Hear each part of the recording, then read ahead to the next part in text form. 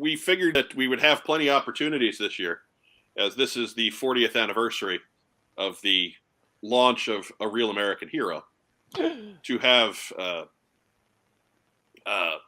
all kinds of discussions and debates and fun times.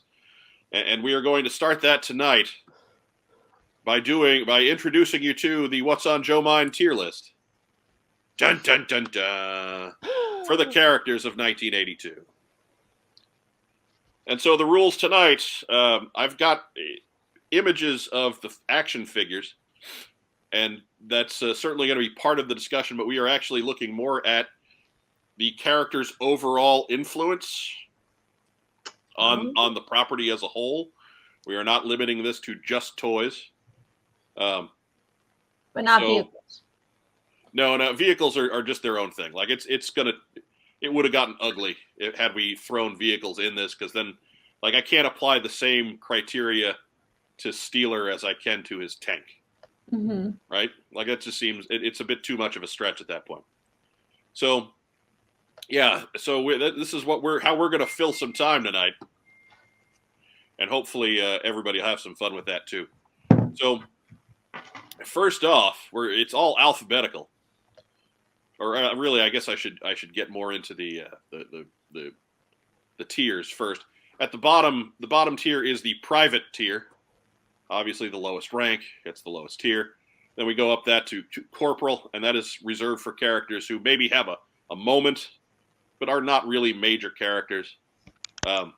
Sergeant is for your recurring guys who maybe don't get a great story on their own, but they're always around. Major is for your major characters, coincidentally enough. And then the general tier is reserved for the ones that truly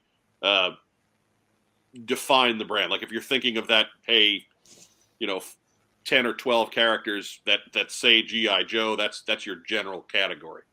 So let's get to it. I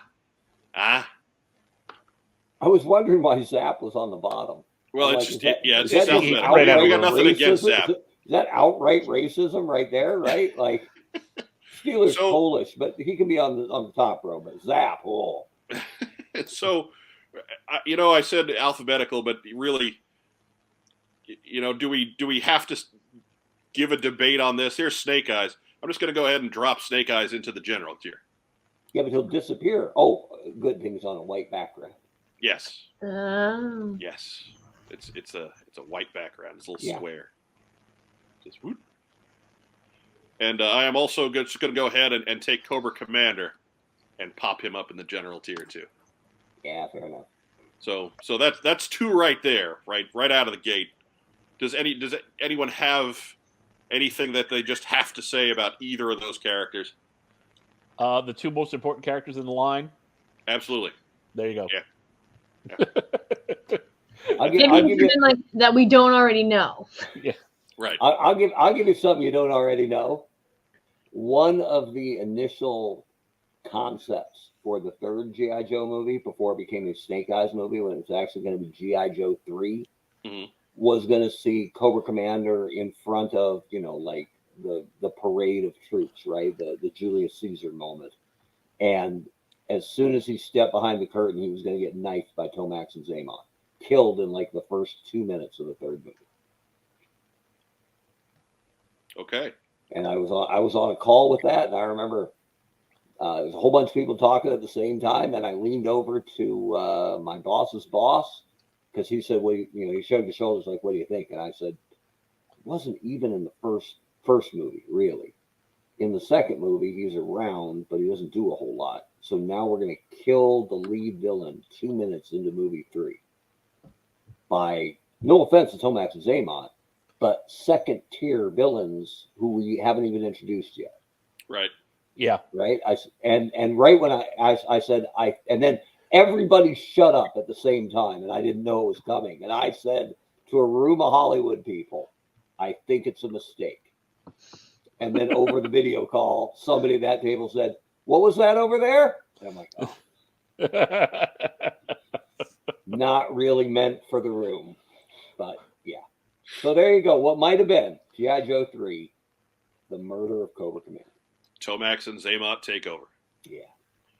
But Doug Dello adds that Cobra Commander has a football team now. I mean, everybody saw that all week, right? Yeah, I Yeah. have lots of love for the Daniel Snyder and Cobra Commander picture that's making its way out there. Except that Snyder's way too tall because that guy's like 4 feet tall. Yeah, he is Smurf sized. And Cobra Commander, even the cartoon one, is way more competent. Yeah, it's true. I can't wait to. Oh, go ahead, Joe. I was gonna say, have you seen the Cobra Commander for the Washington Commanders? Right? Yes, That's what we're talking about. That's what I'm digging. Yeah. I can't wait to see how they use the weather dominator to affect Oh games my next year. That field goes blowing off to the right. When Washington's on offense, it's going to be 70 and sunny. They can Blue sky. use it to freeze the streams of sewage that keeps bursting out of the pipes of their stadium. Right. You watch that. That Washington team will have some crazy big plans that always fail. Now, or well, don't they already? That's pretty well in step. So yeah, That's no good. problem I was there. getting PMs of him in different versions of his costume with the logo on him, Right. and I was just like, football and People have a lot of time on their hands this week. right. Yeah, Yeah. and, Lot so, of time. and so did a whole marketing department for that professional sports team, and that's the best they could come up with. There Yeah. was like six other It's names. Washington. Yeah, but They- there's 6 other names that people would have liked better. Look, I mean, it's better than the Guardians, but yeah, you know, they for as much flack as they're catching, the Washington Commanders is better than the Cleveland Guardians. I love that they opened the Cleveland Guardians official store, and 2 minutes before they opened the line, the 500-pound sign fell 50 feet to the ground. It could have killed dozens of people. Yeah. Even 2 minutes later. So good on you, Cleveland. Oh, That's I think they should have gone with Washington Generals because the rest of the league treats them like the Globetrotters treats them. The Washington Generals. so there was like 6 names, right? There was the Washington Armada, which I liked. The Yeah. Washington No. Presidents, which was dumb. The Yeah. Washington Brigade, the Washington Red Hogs, no, the No, Washington Red Wolves, no. better, but no. Defenders, and the Washington football team. Yeah. I hate No. to say it. No, Best- Commanders is the best of those choices. Yeah. I like the Armada. That was No, that's a Sure. soccer. That's a soccer team. No, that's terrible. Arsenal, isn't it? it's Arsenal, yeah. Great I name. it sounds like a soccer team, though. So I refuse. Our soccer team is DC United. I refuse names that don't end in S Like the Heat? on Yeah. NFL franchises. What is basketball like okay? you want to go to the player, like, hey, that guy's a Colt, that guy's a Bear, That guy's a Magic. Yeah. Yeah. See that again. That I guy's a Heat. understand. you know. I understand why those names are there, and if you just stop and look at it, it kind of works.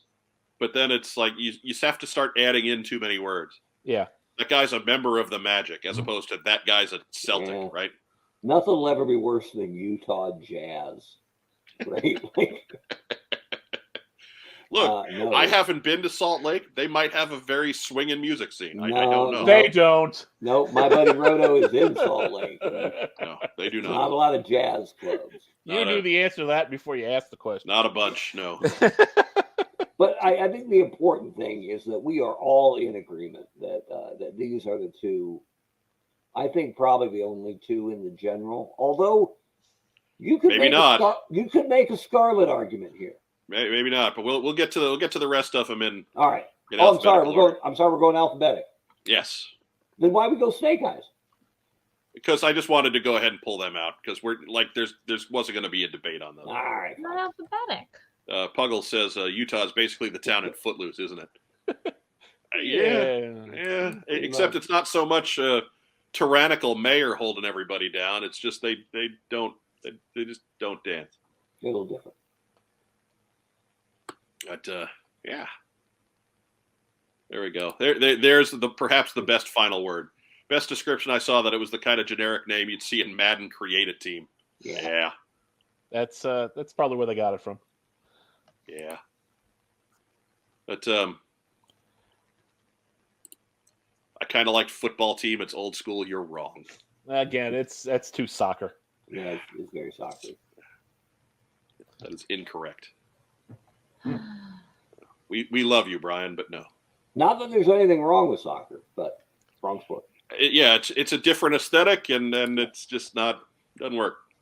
So, anyways, Breaker is first up, and I personally, Breaker was kind of omnipresent on the first season of the cartoon. He was just always there. He didn't really have a spotlight cast on him at any point, but he was always the dude at the console, so he got a lot of lines. He probably had more in the comic book in regards to revealing his character, and perhaps the most meaningful death in the comic book. So, I mean, isn't he the only dead guy on the screen? yeah, I guess it depends on the continuity, but sure.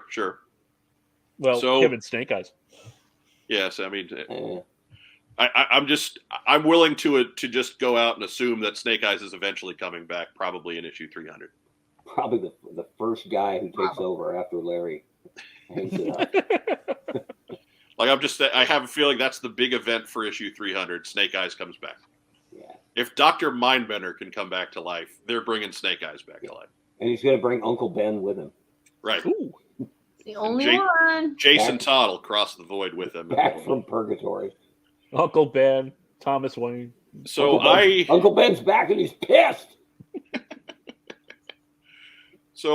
Breaker was also a big part of the early marketing on G.I. Joe. A lot of, ephemera and third-party merchandise had Breaker as there. So he was very essential in regards to establishing the aesthetic on G.I. Joe. I like to think that Breaker is in the sergeant class.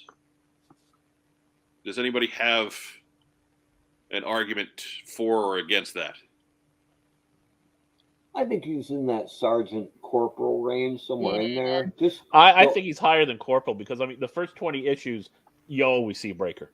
Yeah, that's true. It was always funky for me on the cartoon that he was the wrong color for uniform. Yeah. Like, how come he's dark blue? Or gray, or how? Yeah. I mean, I've just seen it described any number. Stone color. You had to break up all that green somehow. I guess. Yeah. I wanted to get a new Breaker out and use those as variants, right? I wanted to have a blue one. I wanted to have a clean shaven one from the Ram box. So, but yeah, he was. It's just, I think long term, if you look at the long run of a Real American Hero, because Breaker was gone comic wise, and because he never got a second version, I don't think, until that 98 pack. He was a one and done as far as 82 to 94 go. Yeah. I'm not going to fight you down on Sergeant, but I could see the argument being made for Corporal. Certainly not any higher than Sergeant. I tend to think that his death, his murder at the hand of the Saw Viper, was wound up being the most important one. Yeah.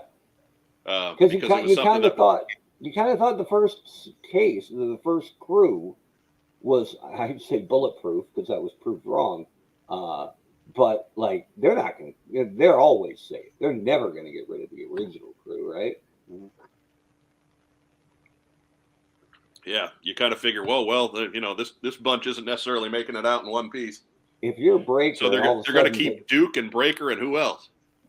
If you're Breaker and all of a sudden they introduce you to dial tone, I might start wearing some extra box. Hey, Flash, this is sci-fi. Oh, is it now? Is You it? think those guys were buddies? I don't think so. I imagine they It's probably either, were. hey, cool, another laser guy, dude, we're going to be best buds, or it's going to be like, oh, I see what we're doing. Man, so pessimistic. Flash called sci-fi Mr. Green Jeans behind his back, right? I'm sure he did it to his face. Totally. So I'm going to put Breaker there. Is that good?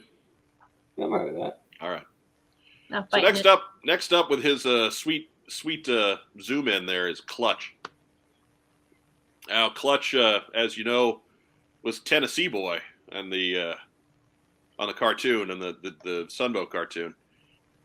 and kind of a bit player there, but a major player in the comic book to this day. So what is everybody's thoughts on Clutch? I mean, as a devout comic reader, it always bothered me that he was so different, right? He's from New Jersey. I think Jewish. I think Yeah. they made that point at one point, which is, and again, it doesn't matter to me, but I liked it when they fleshed them out a little bit like that, which the comic had more room to do. But yeah, it always bugged me a little bit as a kid that there wasn't better sync between comic and cartoon. But he was a big deal, still is. It bothered me in our watch along with Mike Mercy when they needed to hotwire a transport and they had Ace. No, I think Clutch hotwired it. Clutch was hotwired. And then Ace jumped in to drive it. I'm like, yeah, why not? Clutch had other trucks. He had other trucks to hotwire. and I think Ace was like, "You guys always jumping in my Sky Striker. Screw you. I can drive. Right. I'm a pilot, for God's sake." He had to drive the truck to get his plane fueled. Well, we didn't break, man. We know it was his plane, right? Because as shown, anybody can fly a Sky Striker. Look, there's Junkyard, ready for takeoff. Come on now. Junkyard was only a qualified co-pilot. Yeah, we all know that. Polly was flying. Yeah. Yes, Polly was flying. Timber was flying. Bongo the Balloon Bear, ready on the deck. You never saw Snake Eyes fly in a plane, but he'd just magically show up at places, wouldn't he? He's a ninja. Just sneaks in and out. I guess. Joe Colton, any thoughts here? Good. She doesn't care for Clutch.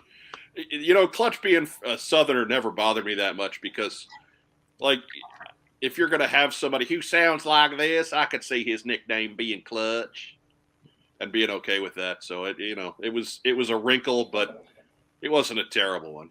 He could be working on fast cars for, moonshining.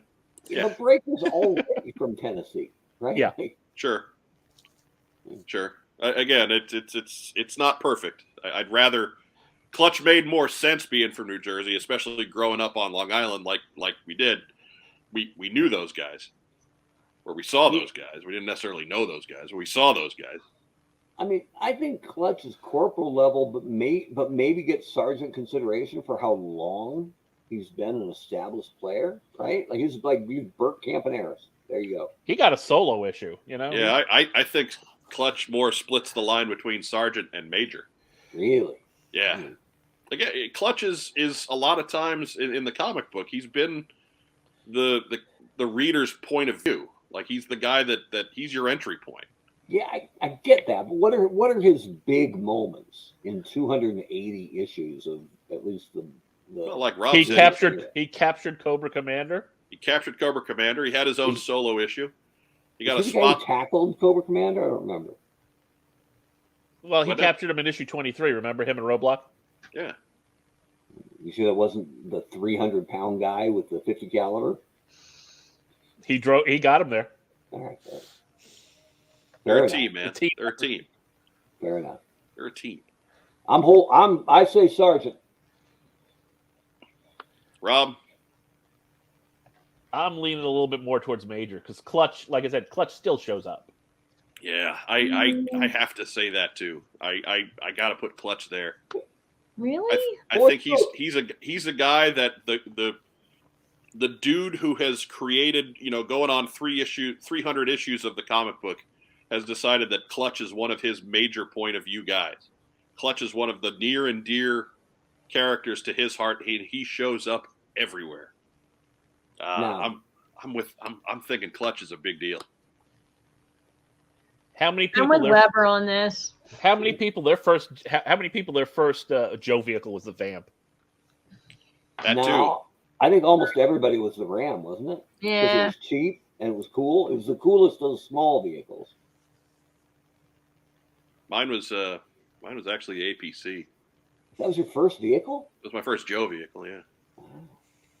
So you I got all the Joe vehicles that year. Yeah, the parents were concerned that buying me too much Army stuff right that first year was going to turn me into a little psychopath. So they gave it to Rob? So they gave it to Rob because, Rob was the oldest and could do no wrong. I see Yeah. that way. I got figures, but I didn't get any of the vehicles until later. So I'm keeping them on the major line.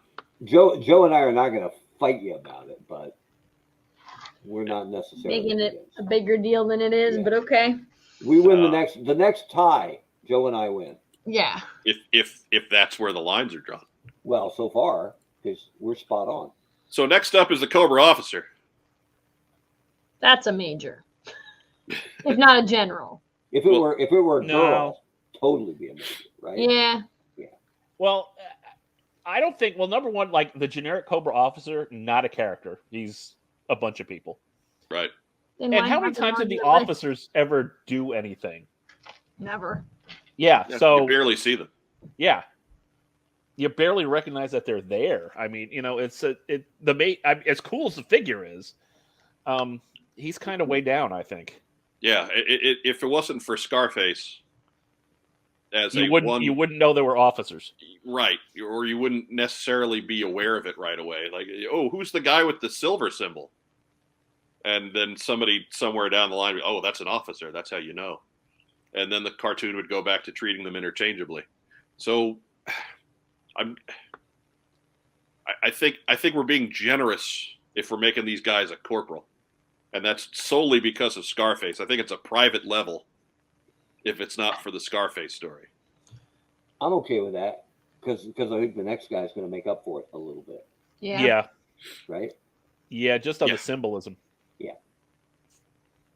I can't see. Next up is, of course, the Cobra Trooper, and a bit more popular as far as establishing Cobra as the nameless, faceless hordes.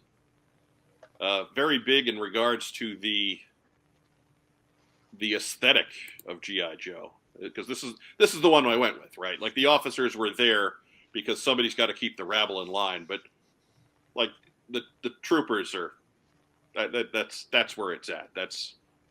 They're the stormtroopers. They are, and You think of the Empire, you think of stormtroopers. You think of Cobra, you think of these Cobra troopers. yeah. So, but And now, mind you, there's never been a Cobra Trooper that had any sort of lasting personality. There's never been even a Scarface for them. Yeah. I think that counts against them a little bit. Yeah, but I think it's like the overall number of them, right? Like if you didn't have the capability of drawing a 2-page spread that had 500 Cobra troopers on it, it gives the Cobra organization a sense of power and danger, that there are a lot of them. And so I don't want to call them cannon fodder, but you need the horde, the battalions of troopers. That's why I think they're more valuable. Basically, if you think of a bad guy in G.I. Joe, like I said, I think, the image of the Cobra Trooper pops in your head. Mm-hmm. The same way, like when you think of Star Wars, one of the first things you think of is a stormtrooper. They're iconic. They're iconic in their appearance. They're iconic in their, and what they represent. But character-wise, they're not a character. Yeah, I'm not putting them at private level or anything. But Yeah. I think because there's no character there, I think we top out here.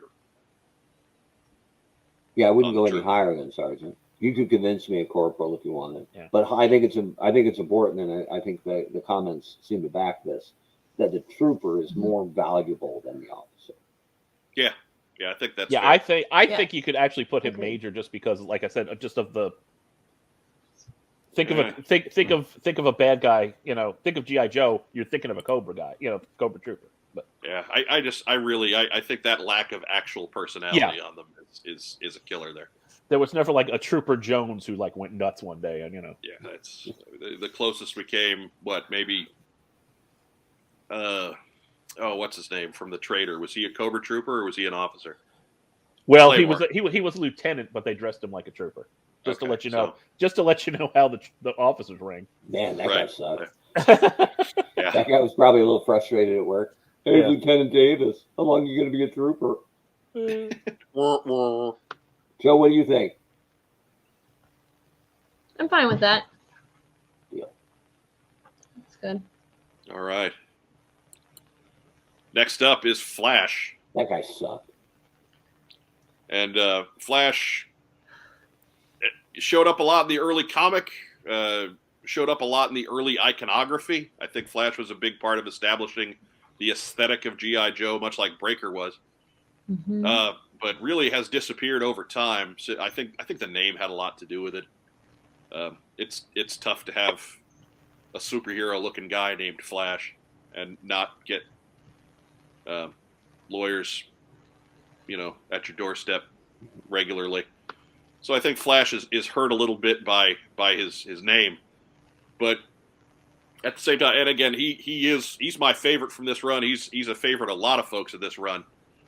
I think he had some staying power simply because as we moved forward through the line, he was one of the few guys from 1982, 1983 that looked like he belonged with the guys from, say, 85, 86. Like there was something about his look that carried over. And I think it was the pads and the weird weaponry fit the sci-fi themes in G.I. Joe. So I don't think Flash is a private simply because he's as popular, as inexplicably popular as he is. But I think we kind of top out at Corporal there. I think so too. Yeah. What absolutely murdered him as a character, at least in one of the areas, is that he's the laser rifle trooper. That's cool. In that little snippet open when he's melting the target, 20 feet away, that's awesome. But then in the cartoon, everybody is a laser rifle trooper. So, and then he disappeared. I mean, in the comic, he disappears like after issue 10. Yeah, you can count his appearances after that. You can count you can count on one hand. I loved him as a figure because I loved it too. The look was unique. The gun was cool. It was the only one with a cord, right? And as a kid, I kind of judged him a little bit by how much stuff am I getting? And with him, I got a weapon, I got a backpack, I got a helmet, and I got a visor. Yeah, right? you got a lot of stuff. That's pretty cool, right? So I mean, Flash was my second figure. I bought Snake Eyes. And then when I was eating, lunch with Grandma, I looked at the back. There's a laser rifle trooper. We got to go back for that. So we went back for Flash. And then Mike stole him one day later, huh? No, practically. No. My first Joe was Stalker. Did you have your own Flash so you didn't have to share with Rob? Yes. Eventually. It didn't take too long. I like him, but I think I like him a lot. I just think the combo of name and then the cartoon having everybody running around with a cooler looking laser rifle did him no favors. Certainly a more functional one. Yeah. But like when Flash showed up in the comic, which was not very often, when he did, he tended to do something. Mm-hmm. But it just wasn't that often. So I think it was in the Devil's Due run. They did a throwback to when Hawk first recruited him. And it was the best bit like ever. He was like, all right, how far away is that thing? He says, well, I have a laser sighter right here. He broke it. Hawk broke it. And then he put it together and jury rigged it. Hawk broke it again. And then he said, okay, it's about 180 yards. He's like, how do you know that? And he's like, well, I was, varsity quarterback. I can gauge distance. And you're like, okay, this guy's got a lot going for him. Yeah, it was in Classified. Diana Davis has the point, but he's the savior of the universe. He fought Ming the Merciless and everything. Wrong Flash. So that right there puts him at the general level. He saved every one of us. Every single one of us. But no, I think Flash is a corporal, but it hurts me a little bit. But that's where he is. Wasn't he E4? He was E4, wasn't he? Yes. There you go. Yeah. Welcome home, Corporal. Lines right up. Corporal Gambello. That takes us to Grand Slam, his private brother in pads. Absolutely forgotten by Sunbow. Never made an appearance. Never even mentioned.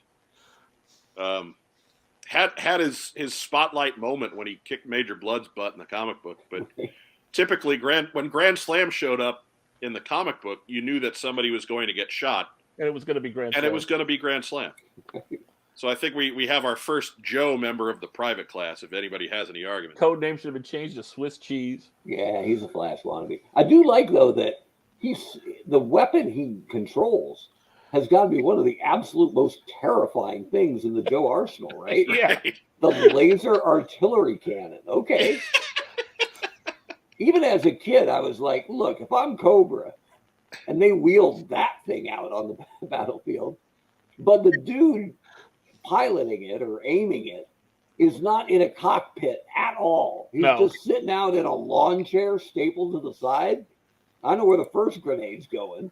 Phil Donnelly's chipping in. The HAL makes a blink and you'll miss an appearance in the Sunbow series, and Grand Slam wasn't even there. I think that sums up Grand Slam in a nutshell. Yeah. Pretty much. Private. Yeah. Tough break. Grand Slam. Tough break. Which moves us forward to Grunt. We talk about the early iconography and setting the He is the the poster tone. boy. This is the guy. But as far as the actual inclusion, Grunt didn't do a whole lot, right? No. He was as far as the cartoon goes, he's memorable only because his one episode is Worlds Without End. And as far as the comic goes, he was, oftentimes a guy with a snappy one-liner, but the most important thing he did was leave the team. So as an icon, Grunt's really important. To this day, you could throw a Grunt Grunt, that Hector Garrido picture of Grunt, and everybody knows what that is. They don't know that it's Grunt, but they understand that it's G.I. Joe. But as a character, Grunt is pretty empty. Joe Colton, you've been quiet. What do you think? I'd probably make him a private. All right. Maybe a corporal. Maybe. I think the iconography might push him up, but for a straight character, Yeah. I think again, just the symbolism I think makes him a corporal. But do you guys think they picked him for so much of the iconography because of the classic nature of that image, right? Like, and because Always had broken thumbs. They had no idea Snake Eyes would be that popular in '82, right? Yeah, none. Yeah. So no, I mean basically you're selling an army line. Who's the most army guy looking in there? Hey, it's Grunt. Right. Yeah. But just the running towards you with the weapon in hand but not pointing at anything, like. Yeah. I mean, if you knew nothing about him, and if you were, the VP and they were presenting the line to you and they showed you all the art and said, which one do we want on the cover of the catalog? It has to be Grunt. Right. Yeah. And I think that keeps Grunt out of the private class. But I don't think Grunt goes any further than corporal. Like Grunt's a logo, but you know what? There are more private options coming, I think. Yeah. So I might say corporal on Grunt, but just because of the iconography, the character itself, not a lot going on. Yeah.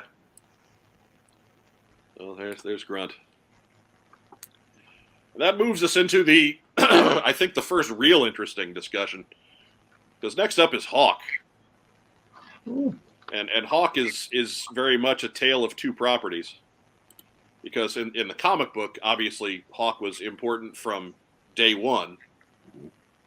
He was a nothing on the animation side until season 2 of the Sunbow cartoon, when it may as well have been a different guy, different suit, different hair,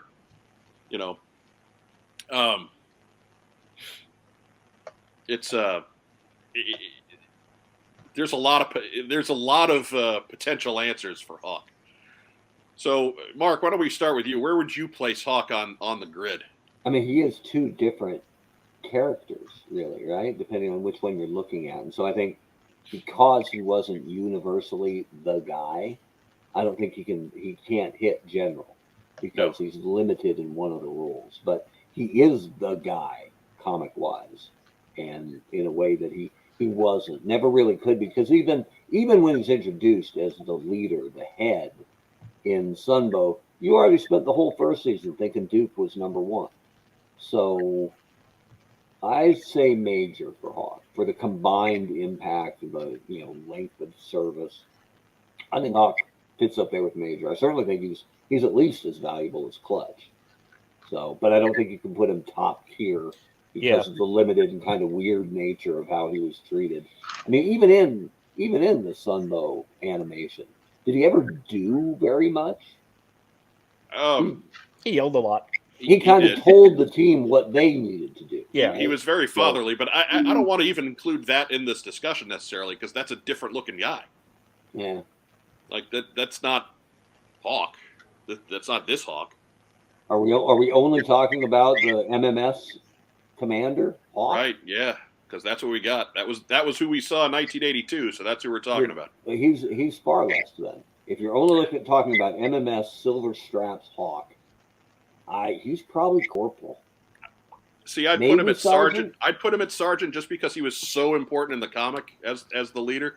When I had no idea he was important until I bought the MMS and read the file card and went, because I loved the military ranks, right? That he was the highest rank and that they called him an exceptional leader or something like that, right? So I knew, all right, he's in charge, even though he's got the dopiest vehicle, right? I mean, the MMS is bottom of the barrel compared to everything else. Well, maybe better than the jump, right? But at least with the jump, you could fly your guy around. So better than the flak. I kind of like the flak, but anyway, all right, yeah. If you're just talking MMS Hawk, I put him corporal. There's not a lot going on there. Joe Colton? Yeah, I agree. Rob? See, I got to put him as sergeant at least just because of the comic. I mean, I didn't know. I mean, if you read the comic early on, you figure out in a hurry, oh, Hawk's important. Which probably drove sales of the MMS more than anything else. My first issue, I wouldn't have known Hawk was the leader because mine was issue 5. He's not in it. Issue 6 was my next issue. Yeah, you find out right away he's the leader. So, and that's basically established in every other issue he's in. So, yeah. See, I think Hawk is at the sergeant level. I think if we're putting Breaker there because he had a meaningful death in the comic book, I think Hawk being the head guy in the comic book puts him at the sergeant level. Doesn't necessarily put him at the major level because I don't think Hawk really becomes iconic until he gets that uniform change, right? Yeah, and it's important to remember that the G.I. Joe comic was a heavyweight back in the day, right? Yeah, it sold Spider-Man and X-Men numbers. Yeah, like it was a big deal. So I think because comics in general don't have the sell rate that they used to, and G.I. Joe certainly hasn't for a long time. But back then, I mean, it was an industry leader, so it was a very big deal. Yeah, but that figure is a nothing burger. No, that figure. If it was just on figure alone, yeah, he's in the private. I mean, but yeah, it's just bad. Okay, so that brings us to Rock and Roll. And my feeling on Rock and Roll is he's going to go sit next to Clutch in the major line. Talk me out of it. I would talk him down to sergeant just because he's always there. He does a lot. You do get glimpses of his personality, but he never gets like really that headline moment. He's the second most important machine gunner on the team. I think that's the problem. It's like Rock and Roll's like always like the second most important guy in something, in the stories that he's in. So I think he's kind of hanging out with Breaker. Joe Colton? I would have put him on the sergeant line as well. Mark Weber? Yep. Sergeant Craig McConnell. Right. I believe he was E5. Yes, he was. Only one L in McConnell, though. That's weird. That is kind of weird. All right, so Rock and Roll. They're in the start. He's Clutch's sidekick. And that brings us to Scarlet. And I'll throw a line out here, too. Scarlet goes in the general line. Talk me out of it. I agree. Can't talk you out of it. Mark Weber. I'm sorry, we just got invaded down here. Luckily, it's the only other healthy member of the house. For now. You feeling good, Derek? Yep. Okay. All right. So weird that the men are strong. Oh, Oh, don't get us in trouble. Oh God! Here we Come go. on, Joe. Let's go. Not touching it. I'm not saying anything. I'm just laying out the facts. Tomorrow morning, you're waking up. Oh my God! Right. Next I Friday, can't taste anything. I'll be on the show pretending to be healthy, right? Yeah.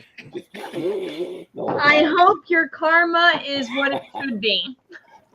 you know what? I hope karma's real because it's been a rough couple of years. But I'm not. I wouldn't argue it. I think she's obviously no lower than nature. Yeah. And she's far more important than Clutch. So maybe once we had more people up here, maybe we could make a more credible argument for it. But she's a big deal. I mean, she's one of, even though she wasn't quite badass enough in the cartoon, but No. her representation in pretty much any medium has been pretty damn good, right? Even up to that god awful Snake Eyes movie, she was still a badass who follow me here, Joe, because you're going to be the most informed opinion here, right? It's hard for a female character to be written as a badass and not be dismissed as bitchy, right? And nobody ever felt that Scarlet was unnecessarily rough or rude or nasty, but she still she's rough and tough and takes no guff. Yeah, except the Clutch, but he earned it. Yeah, and Clutch had it coming. Yeah. But who's one of the most consistently written characters across every medium, and she's always really important. And they don't cheapen her either, which is rare. Yeah, and even a guy like Snake Eyes, who's the A+ alpha character of the entire brand, they didn't really use him in the cartoon that much, right? No, but, I mean, they even when everybody disappears in season 2 on the cartoon, Scarlet still shows up. Yeah, every once in a while. She's really, really important. So I'm not going to argue, General. She's always been important and always been portrayed pretty well. So. Yeah, Scarlet's not in that. She's not in that category of, she's not in the Snake Eyes, Storm Shadow, Cobra Commander, Duke. Everywhere, everybody's got to make that toy when they get the license. Everybody's got to make that T-shirt. But after that, she's the next one, man. She's in that next group of half dozen. So yeah, she is absolutely General. Yeah, you're going to have to make a good argument to talk me out of that one. For them to take at the time what was assuredly considered a boy's toy, and decide that the first female character in it was going to be critically important in every medium. They deserve a ton of credit for that. We talk about, the Mount Rushmore of female action heroes being Leia, Scarlet, Ripley, and I don't know, Linda Hamilton, maybe. I'll put her in there. It's your Mount Rushmore, man. You tell us. I'm just saying, for back then, right? Especially Ripley, right? Alien came out in, 79? 78, something like that. Like, line up all of the crew of the Nostromo and tell me which ones die first, right? And you'll be dead wrong. And that's part of what makes that movie so great. So, yeah. General Scarlet, I'm cool with that. And another thing, when they made her head of the Joes, in the comics, nobody blinked. Nobody was like, I don't know. Obviously, she should be in charge. Yeah, and I'm not too worried about how the tiers shake out here because, I mean, these are the 1982 guys. These are the ones that set the. There's going to be more of them that stick. Right. Like we're not going to have a ton of. In a lot of years, it's going to be a lot of privates and very few sprinkle up to the upper classes. This is the 1982 bunch. It's going to work the other way. There's something iconic about these guys, and I think a lot of it has to do with the comic book. Yeah, there's a reason why this toy line lasted 12 years back in the day when 3 years was considered a success, and I think these individual guys had a lot to do with that. So moving forward, that takes us to Ironically enough, Short Fuse, Private. who I'm putting right in the private line, and scene. Yeah. Incredibly annoying on the cartoon. Didn't really show up in the comic book except to clean up after battles, and there you go. And I think he did something in issue 1. He had a weird weapon, right? It was hard to get excited about the mortar guy, even though obviously it could be really, hysterically valuable on the battlefield. But, Yeah. Yeah, there wasn't a whole lot of sexy to him. No. And there could have been more. Like I've often wondered, because Larry said he based a lot of the original Joes off people he knew. Like he based Scarlet off a lot of her characteristics off his wife. Mm-hmm. So no wonder he treated her well and gave her heroic moments and stuff. But Short Fuse being a guy from Chicago, and he's the only one who's kind of a jerk. Maybe that Clutch has got some jerk in him. But like they call him Short Fuse because he goes nuts once in a while.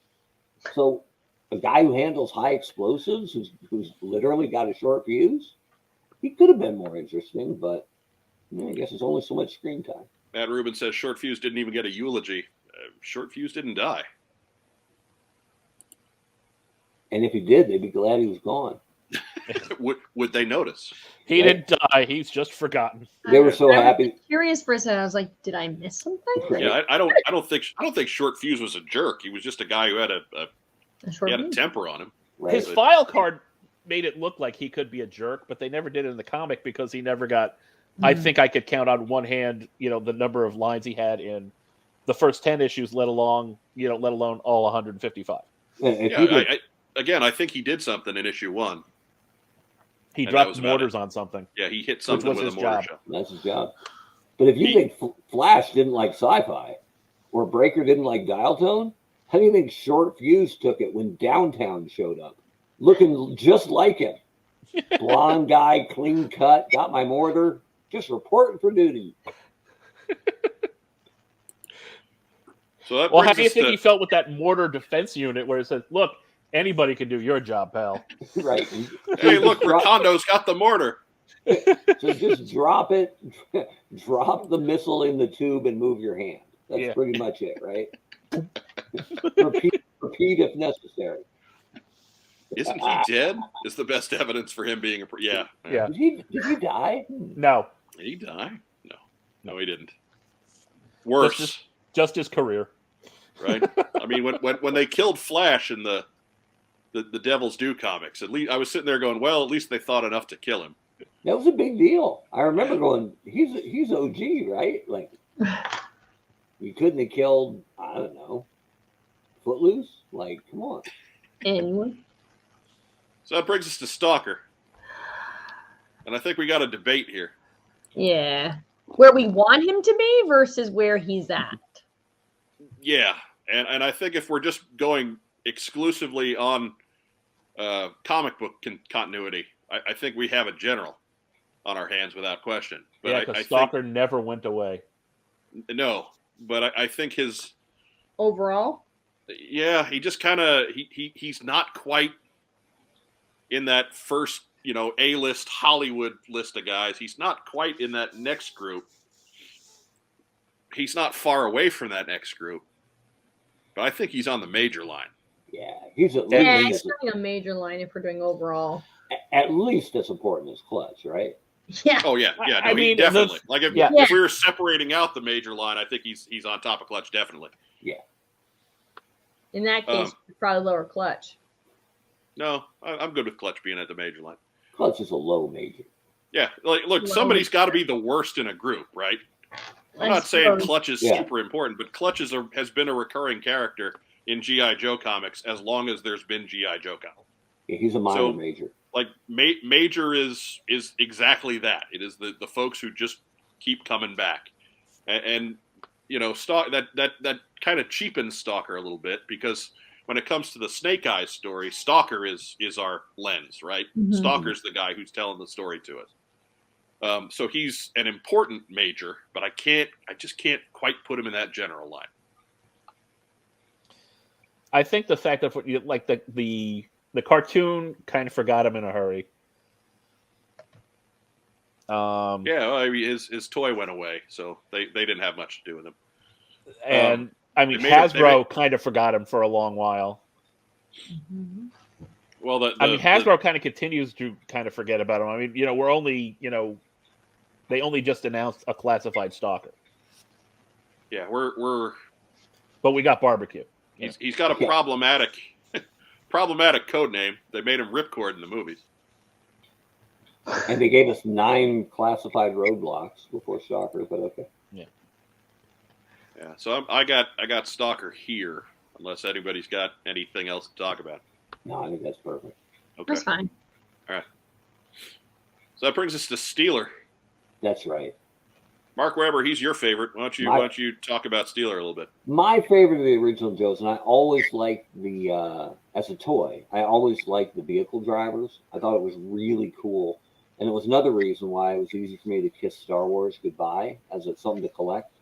Because you bought a TIE fighter, you got a TIE fighter, and you can put anybody in it that you wanted, right? You put an Ewok in there if you want, take it for a wild ride. But for on Joe's, you got someone special, and you got somebody unique. And again, I kind of judge the early figures by how much stuff do they come with. So not only did he come with the most expensive vehicle and the only one that was motorized at all, but he came with a weapon, which none of the other vehicle drivers did. He got a helmet and he had that unique visor. And as an X-Men fan, that plucked a certain Cyclops chord with me. So Steeler was great as a Pittsburgh Steeler fan. Right, like he hit all the right buttons for me. But if it wasn't for Worlds Without End, he has almost no impact. Right, other than that cool issue, was it 5, where the tank is in the parade and it has no armaments? I forget. It's really early issue. Tanks for the men. It's number 5. Yeah, okay. That was my first issue. Yeah, very cool. Mine was the next one. So I had to hunt to get 5, right? Because it was long gone. Tim Roberts probably at the 5. But that's a story for another time. So I love him. One of my top probably 5 Joes, and my favorite from the first batch. And he's probably a problem.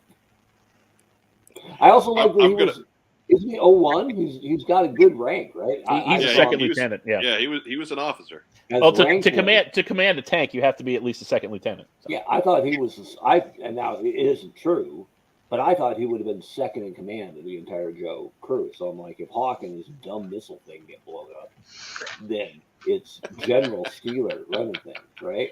Tell us how you really feel, Weber. That was one of my favorite bits of, and I've said it before, of Bill Nedro's G.I. Joe fanfic, was when he wrote about the Joe team coming together. He did a really cool bit where he called, everybody breaks off, and Hawk calls Steeler over and goes, Lieutenant Pulaski, I need to talk to you for a second. He comes over, yes, sir. And he's like, I understand your ranking.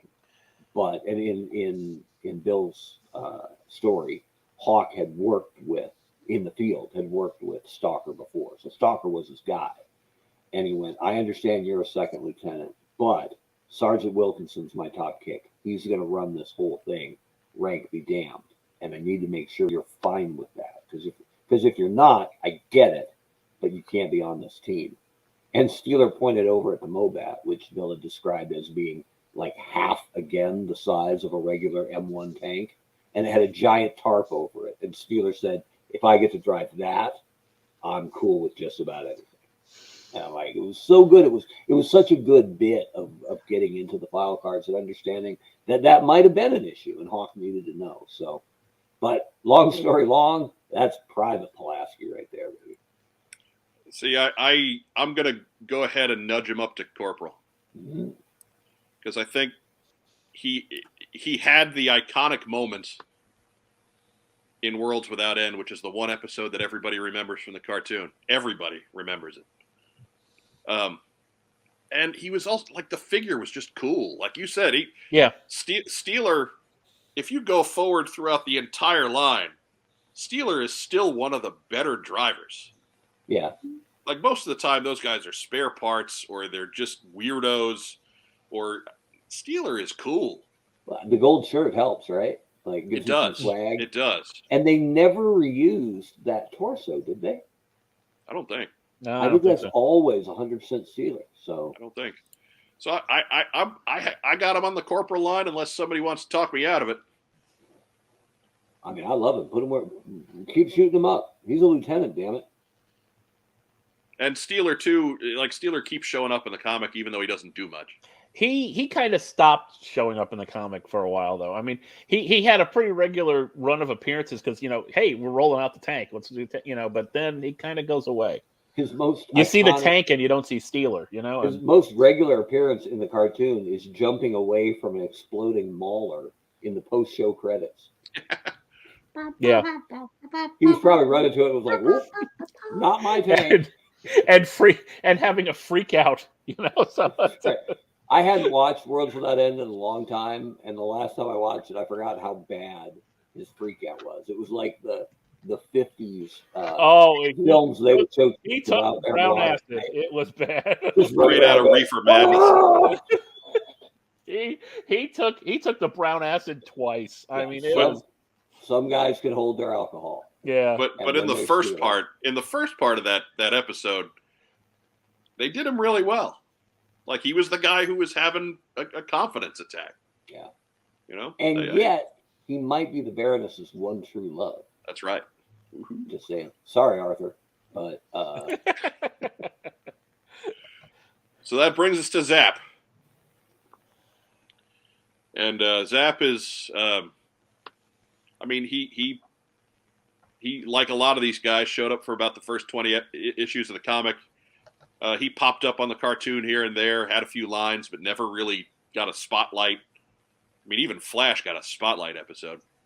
But Zap just kind of was there and occasionally had a couple lines, and I got him on the private line unless somebody's got a better idea.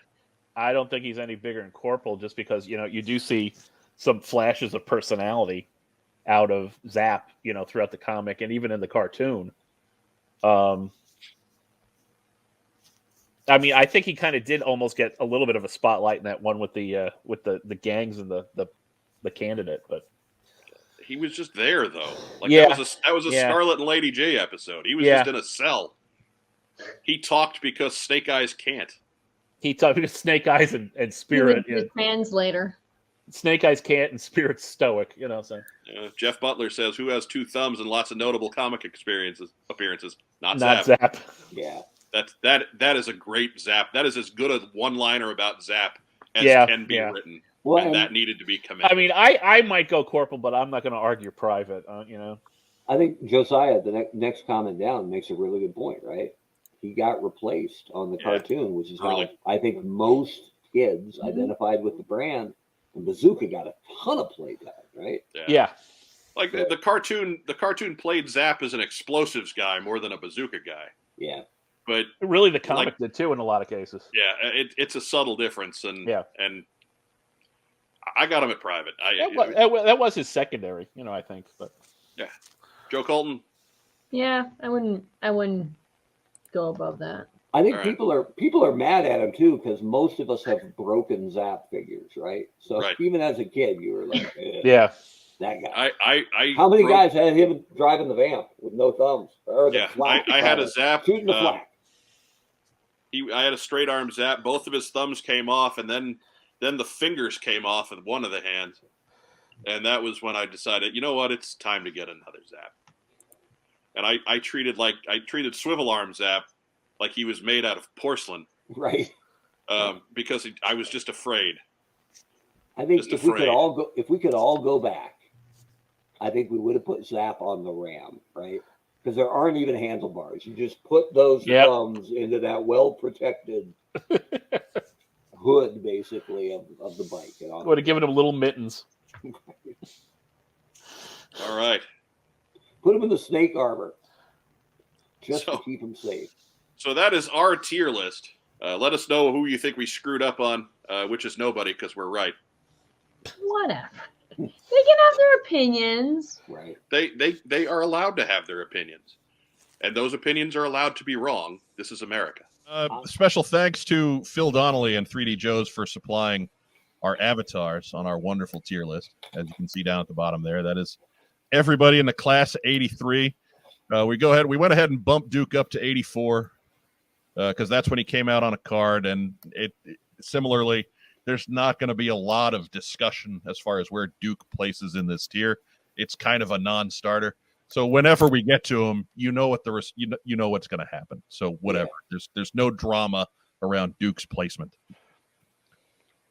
So yeah, just a reminder to everybody, we've got all the figures released either in single card or with a vehicle in 1983. We have 5 tiers. We have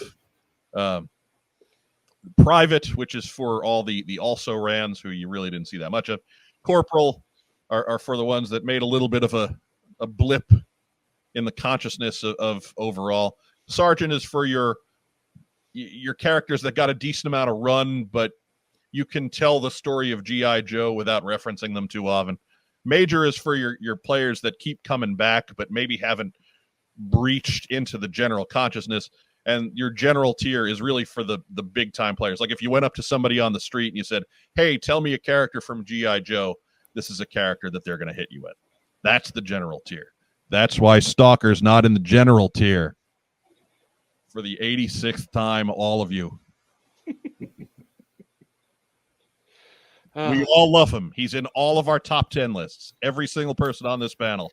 However, just because we like him doesn't mean that he's that. No. Should and is are very different. Exactly. Thank you, Joe Colton. Well put. I think he should be. But and in my eyes, he is, but in the general public, probably not. Right. Again, if you walked up to somebody on the street and said, hey, you remember G.I. Joe? And they'd say, yeah. And you say, name me a character. They would not tell you Stalker. Right? Is it me you're asking? You're not a normal person. How dare you, sir? I think that's a compliment. Stop it. I guess it could go. You're could drinking go soup out of a basin. Could go either way. Hey, I was going to ask, what's the drink? What do you drink with pho? The condensed cold Vietnamese milk coffee. Okay. It's cold coffee, but it's condensed milk. It's so good. To calm the fire, right? Of the pho. Okay. Yeah, because I put all the jalapeno peppers in it. So good. Yeah, so I couldn't handle the spice. I argued for Stalker's a general, but thinking about it, how many of his moments are really Snake Eyes moments that he just happened to be there for? There you go. Well, that's that time he visited his hometown of Brooklyn. Right. Yeah. Right.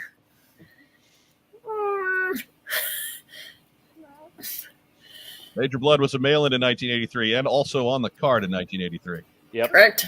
So yeah. On the card. First up. Oh, that's not the right screen. Come on, where to go? The little tiny man. Okay. There it is. If all else fails, play the music. Please don't. First up is Ace, the venerable Sky Striker pilot. No shortage of puns based on card games and the old Sunbow cartoon, which made me hate him at a very early age. But Ace is one of those guys. And I know we're going to start off with right out of the gate with controversy, because I kind of put Ace in the same category that I put Clutch, in that he keeps showing up. He just keeps coming back. And granted, all he does is fly planes. It's not like we got this great look at Ace's character at any point. But he's almost so ubiquitous and so you don't need a whole lot. He's the guy who flies the plane, right? So, Mark Weber, where would you put Ace? Ace is one of my all-time favorites. Like, he's top 5 for me. Just because he's a redhead does not count. Well, that's part of it. But I always like vehicle drivers, right? And so I was a Steeler fan, not just because I'm a Steeler fan.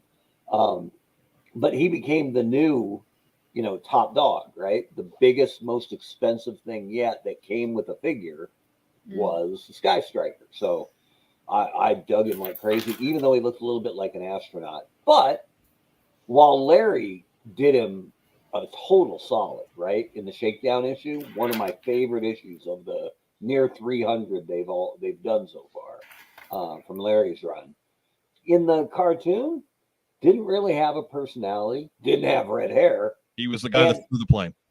No, he wasn't. He was one of the guys. because everybody flew a plane. That's true. Junkyard flew a plane. So he's not a throwaway. He's not a private, but No. I don't think you can push him past corporal. I'm thinking he's a sergeant. I'm thinking he's a guy that is just around enough and in enough stories. And I mean, he never got replaced, right? There were other pilots. right, and Ace still just kept. Ace was always like king of the pilots. He's Yeah. still the guy. No offense, no offense to Flash, because I dig Flash. But at some point, they brought in sci-fi, and there wasn't much more for Flash to do. Same thing with Dial Tone and Breaker. But Ace kind of There wasn't stayed much king for of the. sci-fi to do. That's true. But Ace kind of stayed king of the hill, right? Right. He was always their best pilot. So okay, maybe I'm selling him a little bit short. Yeah, I think Sergeant's good. Joe Colton, how about you, Sue? What do you think here?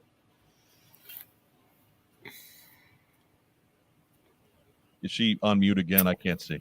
No, No. I'm thinking. I don't know. God, here Trying we to decide between Corp Gent and Surge Pearl. I'm gonna go with. I'm gonna go with Corporal. Corp. Ah. Rex, Those Like, tough how- later. How She's the you? Russian judge. How, man. maybe Sergeant. You can convince me to get him to Sergeant. He's not a major. Forget Right. Okay, I'll back off of that then. But I can't go lower than Sergeant just because he's always around. So what? Like that's pretty. That's Yeah. being around is a big deal when you got 40 years of history, It's half the Yes. battle. right? Being there. It's the other half. It's not knowing. Sure. Ragtime Rob, what do you think? I think Sergeant. Ace gets quite a bit of play in the comic, but it's always behind the stick of the Sky Striker.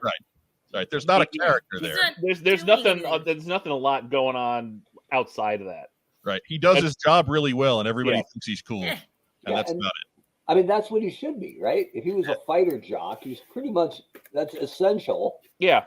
and he wouldn't do much else, right? Is he good at artillery? No. Is he EOD? No. No. He flies the jet. Can any of you fly the jet? Slipstream, No. maybe. Well, yeah. Shut up. Slipstream. Well, on the cartoon, they're all raising their hand, but even the dog. But you know, Triple Nobody layer. likes- You can't nobody fly likes- this jet. Nobody likes Slipstream. He's got a brown nose. Yours probably does. Yeah. See, we're not. You can only Right. take that so far. The cartoon is only a piece yeah. Well, of what In the- goes on.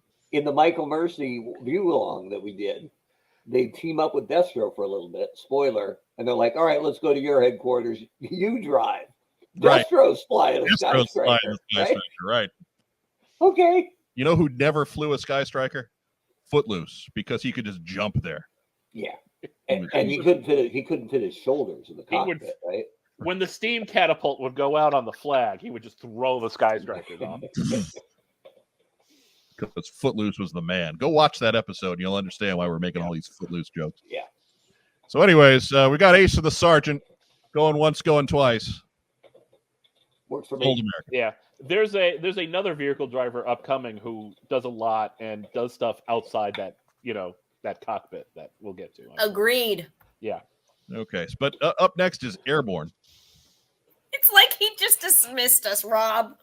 I know. But yeah, he's What? way down the line. We'll get Yeah, to I mean, I yeah, know. oh boy, foreshadowing for the last guy on the list. So that doesn't help. You're not helping the show. Fine. Wow, your microphone's loud, or perhaps you're loud. she's loud. We know she's loud. That's the pho talking. Yeah. So The foo? She's hopped up on Vietnamese soup, taking on all comers. I had extra meat in it. she's, anyways, no. Not going there. So up next is Airborne, the helicopter assault trooper from 1983. Great figure. Absolutely love Airborne. One of my all-time favorites. But got some run in the comic. Got some run in the cartoon back in the Sunbow times. And after 1983, pretty well disappeared. Gone. So nice run when he was on store shelves. Because think about it, how many characters never got that much, right? He gets bonus points for being a lead character in Operation Mind Menace, which is better known as the Flash episode. But he's Corporal to me. He's pretty well the definition of the Corporal class. He no better. Yeah. Great Fig. Oh, I remember yeah. this was one of the few that I lost. I left this one behind on a road trip and was heartbroken. Honcho. We have to go back. I told my dad, yeah, keep driving. Perhaps he but was lost in your dad's terrible hairpiece. Could be. But a couple of things that made him unique vanished the next year, right? Because he was Native American, which is great because Joe was inclusive before most brands were even thinking about it. Right. But the very next year, Spirit comes out. Yeah. Right? It never said he was parachute guy, but he very clearly came with a parachute on his back, or it looked like one. And the next year, Ripcord comes out, who's nothing but parachute guy, right? So they kind of stepped on him pretty quick, which I don't know if it was a shame because we all like Ripcord and Spirit, but I loved Airborne as a figure, but he never got the play. So I'm going to just go ahead and drop him in the Corporal line. Anybody have any real serious misgivings? No, that worked. No. Going once, going twice. Sold. All right. That brings us to number 3. Up is CoverGirl, who drove the Wolverine, of course, and kind of got a bit of a spotlight and continues to. CoverGirl is one of those ubiquitous types, and that there's there's a bit of a lack of female members of the team, so CoverGirl kind of gets some run based on that. It was kind of annoying in the Devil's Due era, I thought, because they kind of took what made CoverGirl special, being a Tank driver. Yeah, tank driver, being in the armory, being a mechanic, and they just kind of took all that away and made her another secret agent Scarlet type, which really, really annoyed me. Annoyed everybody. But they generally did use her well. She got a lot of run on the Sunbow cartoon, relatively speaking. She did. A lot of the criticisms that we gave to Ace a few minutes ago kind of worked for CoverGirl too, right? In that we see her a lot, but we still don't know anything about her. Right? Like there was a little at the very beginning when she first showed up in the Marvel comic, there was kind of a cattiness with Scarlet. Like they didn't get along, but they settled it out pretty quick. And or at the very least, they just dropped it. Yeah, or they just let it go. Yeah. But they just kind of after that, there wasn't a whole lot going on with CoverGirl past, hey, she drives a tank. I am going to say just because she's been a pretty visible member of many incarnations of the team, I think she's locked into the sergeant class, but I don't think she's any bigger than that. Mark Webber, what do you think? Yeah, I'm down with that. Like, she should definitely, I think Sergeant's right where she belongs. She's important. She's hung around forever. I do wish they'd have dug more into the mechanic part of her background. Yeah. Because the idea of runway model turned, grease Mechanic. Right? The file card was the most interesting thing they ever wrote. Yeah. I would love to have seen a scene, and you can imagine what it would be like for Larry to write it, to have, Steeler and Clutch are stuck on something, right? Like there's something in the vamp that's not quite right, and they call her over, and not maybe in the beginning you would do it begrudgingly, like, well, maybe we should get her opinion. But I would love a scene where they're like, I can't figure it out. Call CoverGirl, right? Where they're the chauvinists who underestimate her. Right. You can do that, to start with, but eventually, I'd love it. I just think it'd be a great scene to go, forget it, I'm stumped. Call Courtney, right? Call CoverGirl, and she'll figure this, right? I love the idea that she's the best mechanical automotive mind on the team. I think that's great. I wish they'd play that up a little more. Agreed. And I got to give her a ton of credit for not setting her hair on fire driving the Wolverine all those Yeah. years, right? There must not be a lick of hairspray up there. All natural. But Maybe again, it did look kind of helmety. Maybe it is an actual helmet that she puts on, and with the color of her hair. right? Joe, you can speak to this, right? It's Can't a she wig. put her hair back in like a really tight bun and then Yeah. just It's a polyester wig, so it's non-flammable. Oh keep my it short? god. Maybe it was blonde, but it got burnt over the years, and now it's kind of this auburn look. But so anyway. my feeling is that she's kind of on the line between sergeant and major, but ultimately falls back to sergeant. And is everybody else good with that? Yeah. Yeah, I would have liked her as a major, but yeah. Look, She's important. make- but Yeah. Make She's the argument. grown in importance, I think. Make the argument. If more you think recently. she's a major, make the argument. Well, it always makes me like guess myself. Is it like, do I wish she was a major, or is she a major? Like, is it what I want her to be? Like, more important? Because like she does grow in importance, and she's always there, and she's like badass. But like, I don't know. I think not to get way ahead of ourselves here, but if you're looking at the notable female Yeah. Joes, I think they stack pretty easily, right? Yeah. Scarlett's more important than Lady J, Right. but Lady J is more important than CoverGirl. Yes. I see that tier. And I think Yeah, there's yeah, a yeah. big and I think there's kind of a big gap between 2 and 3.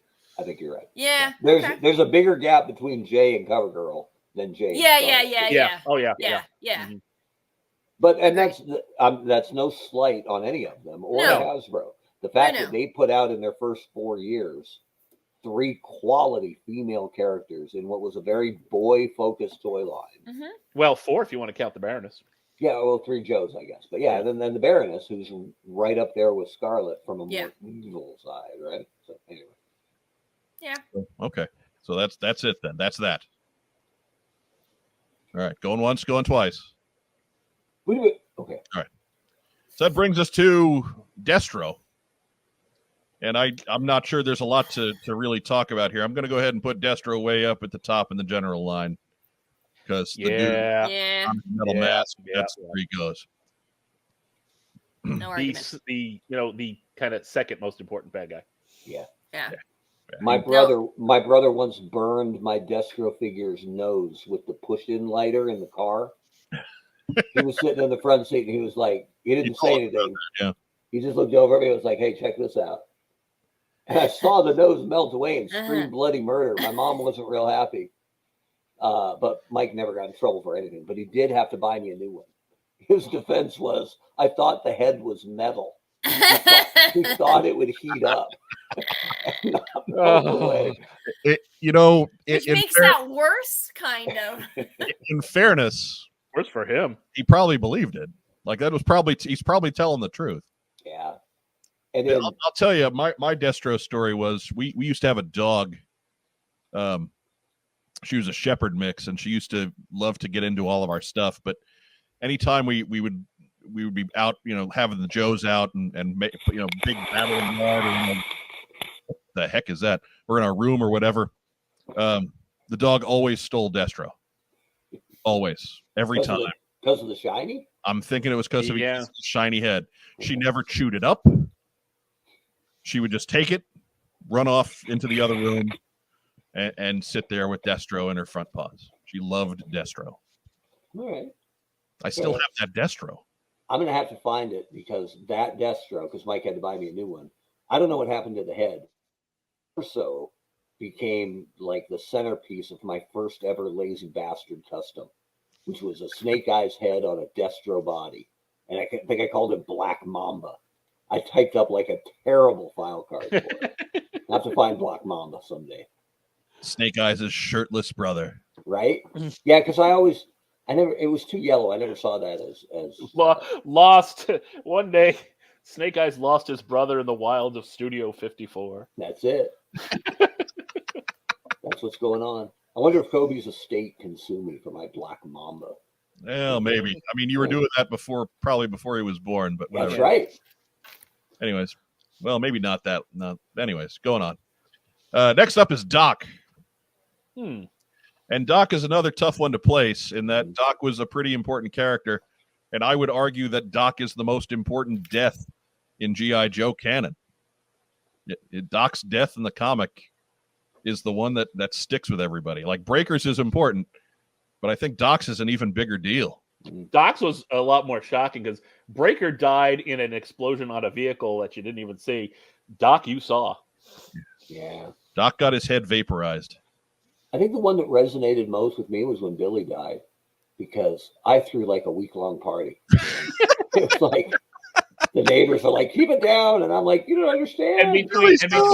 And between Devil's Due and Hama's Return, you got to see it happen twice. Yeah.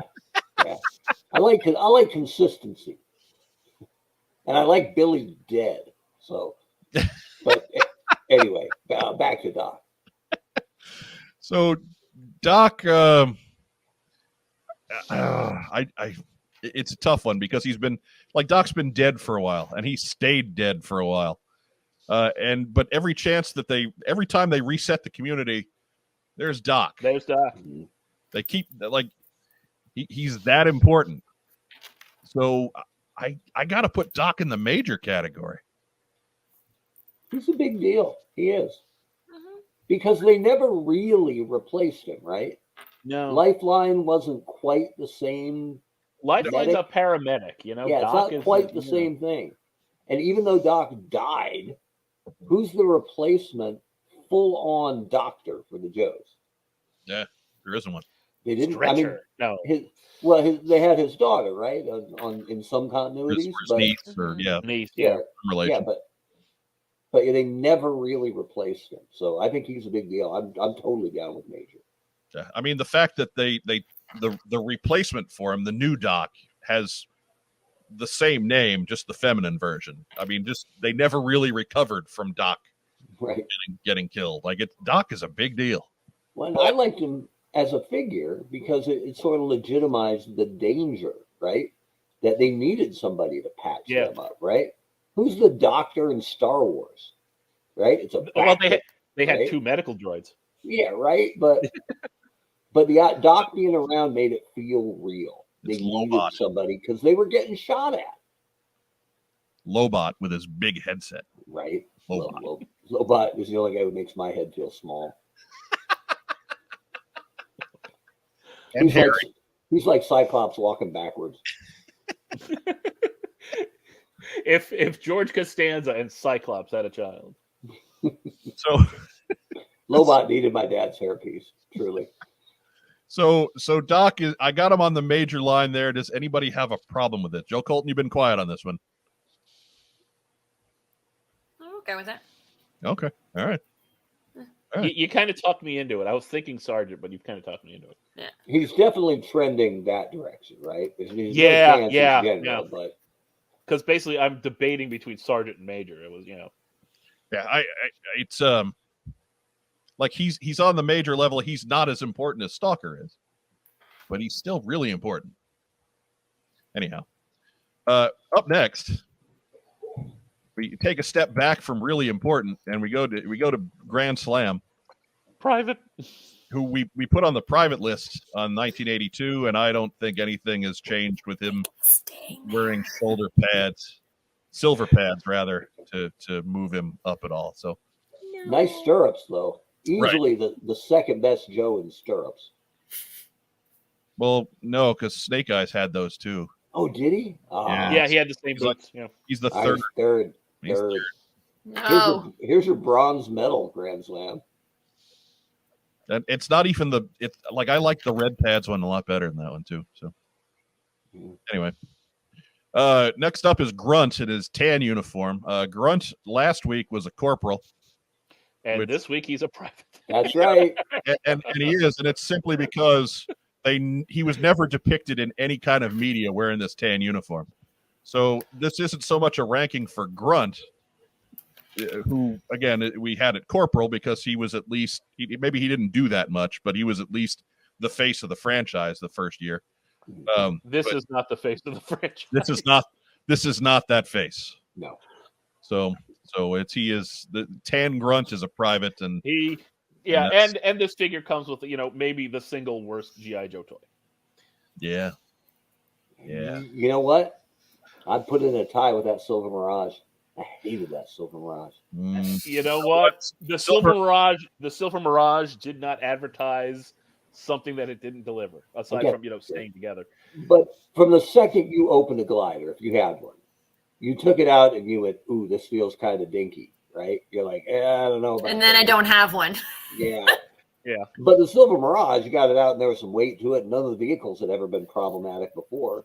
So you're like, hell yeah, it's like a Ram with a sidecar. It's going to be amazing. And then And then you it's found not. out it was garbage within 2 minutes. Yeah. Speaking as a kid who got the Falcon glider, my first thought after taking it out of the package was, well, at least it came with a figure.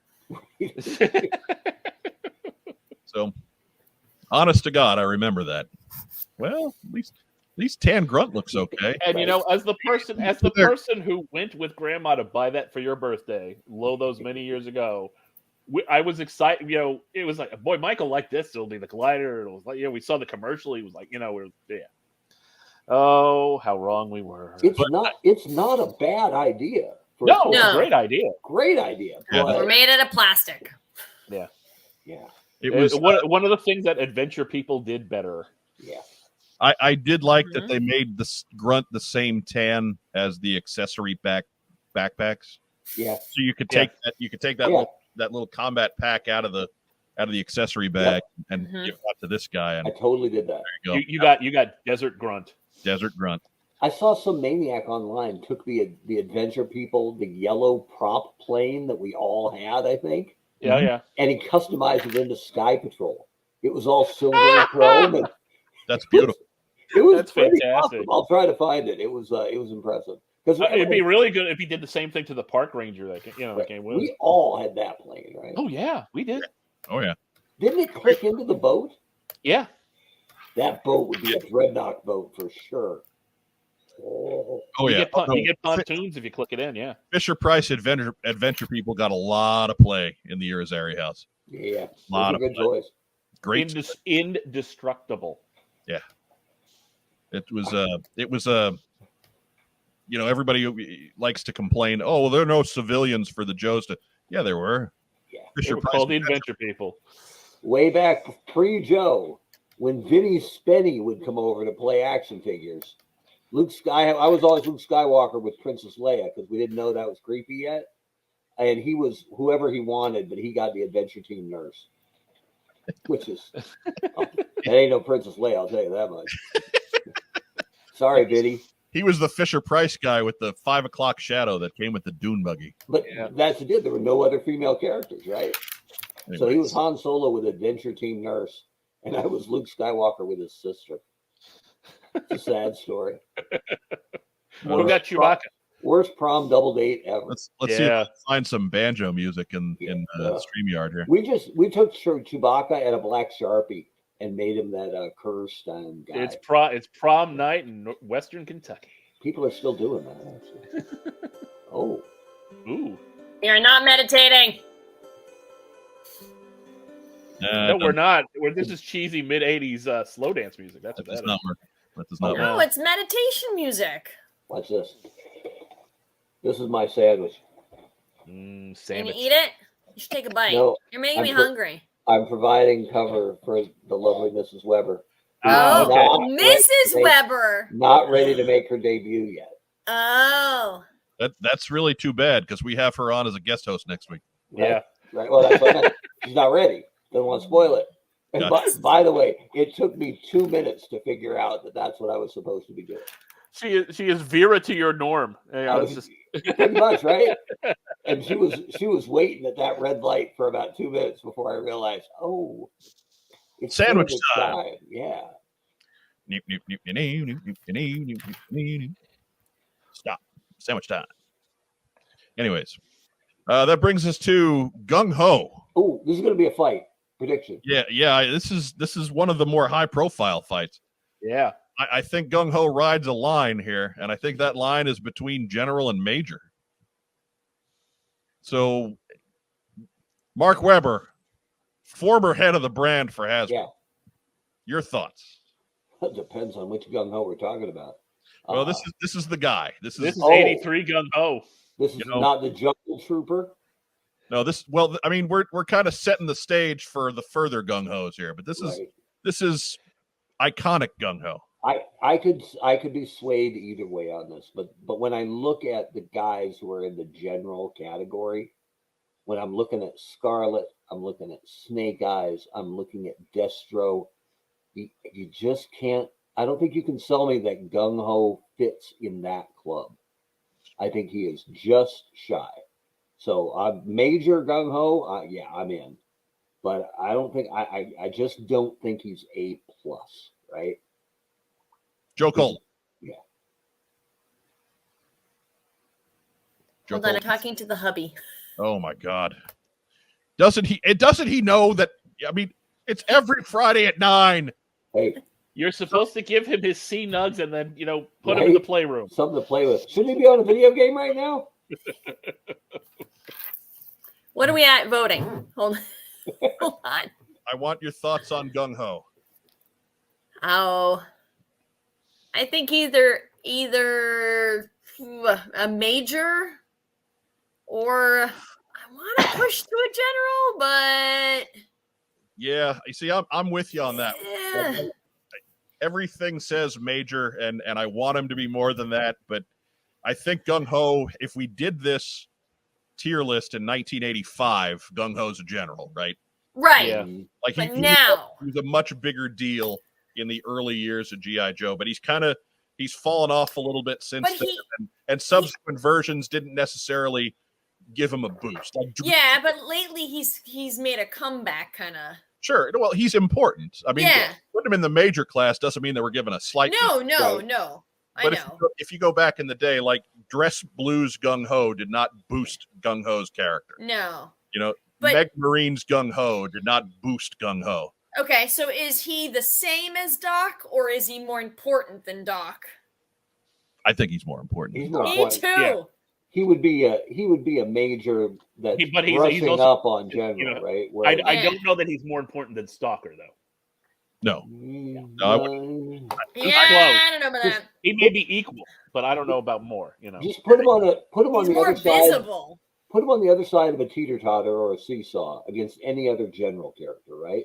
I Yeah. think Is I he think outweighing I Scarlet? think Gung Ho gets a little bit of rub from the animation, and Stalker gets a little bit of rub from the comic, and I think it comes out to where they're about even.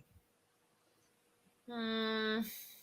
And Storm Shadow cut him across the whole back, and it only bothered him a little bit. Yeah, Yeah, Ow. he was in the hospital the next issue.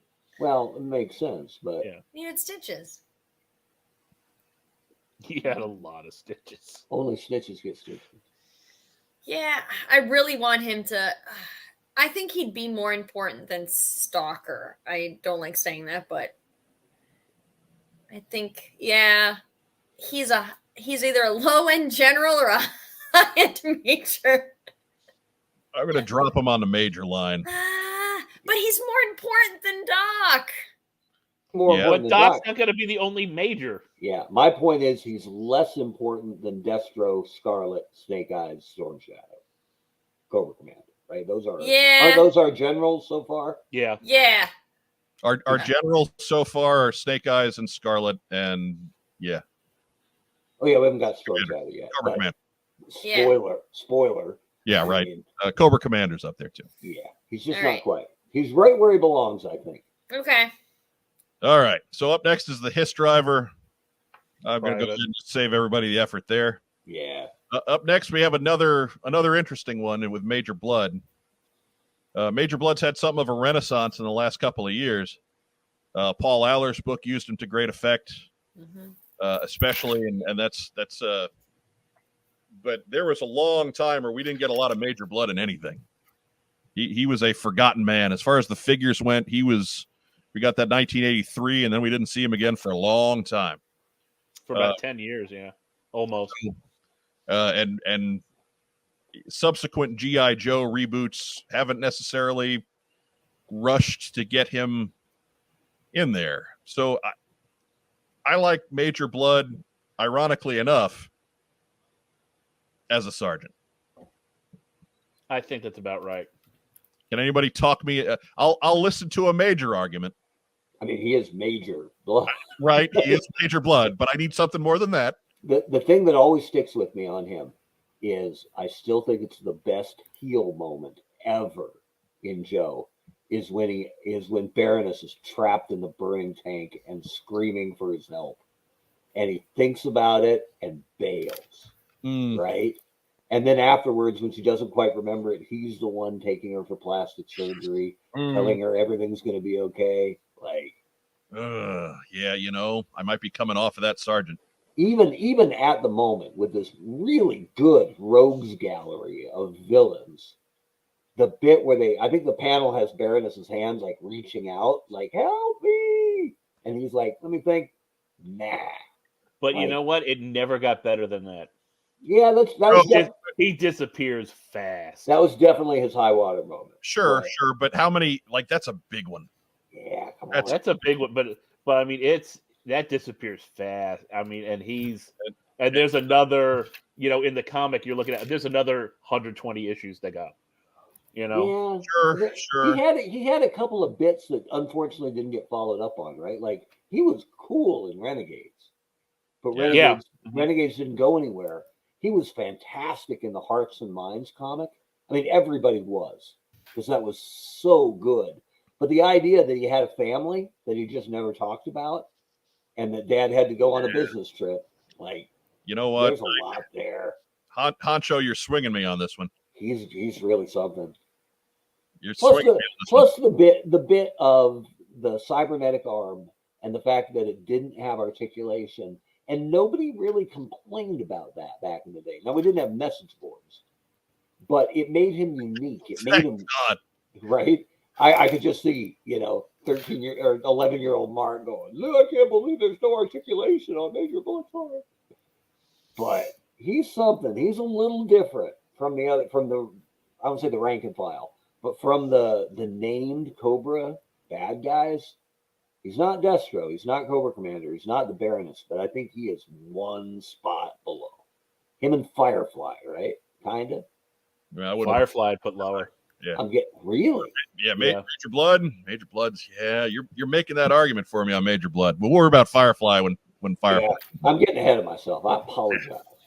You got to cut that out, man. Cut that out. I'm trying to get through this list because sandwich, right? Come on now. Hurry up, Jabba. The mayonnaise is turning. Look, Joe. Maybe I can dice it into a bowl and I'll just drink it as the show goes on. Joe Colton put down 3 gallons of pho before we're 10 minutes into this show.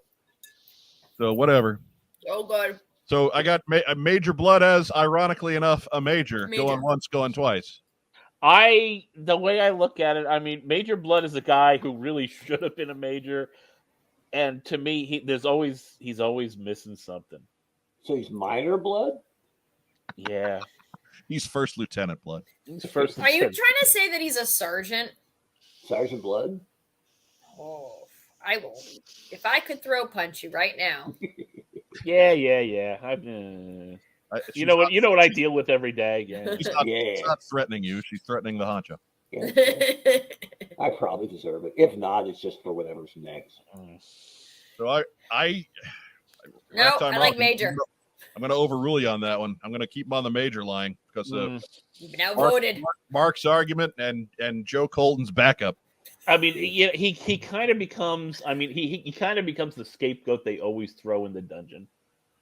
Yeah, sure, I'll give you that. Look, he gets mini bossed out. He absolutely does. Like he's like if you're reading a Spider-Man comic and the Shocker is there. Like the Shocker had his day. He was the big villain a couple times, and then gradually he turned into the dude who got dealt with in 4 panels at the beginning of the episode before Spidey went and faced the real threat. Yeah, like that's kind of Major Blood's role, but his high points are really high. Yeah, Shocker's the guy who got sent first, right? Kingpin. I mean, this is the whole night attack thing. He kills General Flag. Yeah, he kills Scarface. That's a good point. He got the first kill, right? Yeah. He didn't kill Scarface. He just left him to die. Well, sure, but so, anyways, of course, so did Doc. Major Blood's a major. Yeah, but Doc didn't have a choice. Yeah, he took the keys with him. Up next is Snow Job. And Gary's not here, so we don't have. I was gonna say he wouldn't be. He'd be a general. Right. And then we'd all have to shout down Gary. Right? I could just see that panel. They blew up the pit. They saved the flag. General Snowjob, what do we do? It's why Gary wouldn't be running. He would not be running the board. But, Snowjob again has his moments here and there. He's real recognizable. They keep bringing him back, but I think Snowjob settles in pretty nice on the corporal line. Yes. Yeah. Yes. Yeah. Yes. You don't see, there's only so many places you can put Snowjob. Yeah, and have him mean anything. He doesn't work in summer. Yeah, he's got a hell of an intro issue, but he's limited by his specialty. Yeah, there's one comic, not recently, but in the last 10 years, where he was the only Joe nearby to help on a mission in Brazil. Yes, I remember. And he's running around shirtless in snow pants, just sweating his ass off. Yeah. The one bit I wish they'd have played up more with him is the idea that he was an Olympic biathlon, biathlete. Which means potential sniper. Play up the sniper part, especially because and they never really said Flash was a sniper, although it makes sense that he might have been. They didn't have one at that point, right? So I would like to have seen more of that. But what I really want to see, because when I was a kid, I really judged the figures, their coolness by how cool they were and their file card were, but how much it cost to get them. That's why I liked Steeler and Ace, because they were rare. You could show them at school, and it meant I have a jet at home. But I liked how much stuff did they come with, right? And he came with a lot of stuff. Wasn't he the first guy to come with a ton of stuff? Yeah. Backpack, 2 poles, 2 skis, and a cool looking. Good. I want someone like Hiya Toys to say, here's our first figure, Snowjob. I think it would sell like crazy, especially at the 6-inch level. I want Super 7 to do Snowjob, and I realize the equipment makes him a bit cost prohibitive. But that's, I think, why Hasbro hasn't done him yet. Be the first guys to put out a new Snowjob. I guarantee he'd sell. Brian O says Snowjob is a corporal only because none of the other Arctic Joes are memorable. I disagree. When we talk about General Iceberg getting turned into a killer whale, we all know. A killer whale. Oh, one of the worst episodes of the Sunbow run. All right, one of the worst episodes of any run. Ooh. Anyways, up next is Torpedo. Ooh. Torpedo too. There was an awful lot of potential in Torpedo that never got realized. Yeah, because somewhere in the halls of Hasbro, somebody decided Navy SEAL meant diver. Frogman. Yeah. And it's great that he got that call, but man, there just wasn't a lot of camera time for Torpedo. Whether we're talking about comics or whether we're talking about animation, he's the first guy they turn to. But I think, for the same reason, Snowjob is a corporal, Torpedo's a corporal. Yeah. Sorry, cool Torpedo. Figure, but, if they'd have played up Seal as more what it really is, right? Black Ops badass, he could have been one of the most important. Right. But yeah, he was just Frogman. He was Diver. Yeah. And should have been running around the A-list guys. Hold on, someone's knocking at my door. It might be Sam Damon. here to whip my ass, but that's how he was portrayed. He's just a diver. Right. Not his fault. Should have been more. Yep. Should have been more. Then we got Tripwire. And Tripwire is the rare guy who got a good character, and then they didn't give him anything to do. Like having a clumsy explosives expert was kind of fun, in that he was also good at his job. But they never used him. No. Like the cartoon didn't do anything with him. The comic didn't do anything with him. Hearts and Minds gave him a good story. They used him a little bit. He was always in a group of people.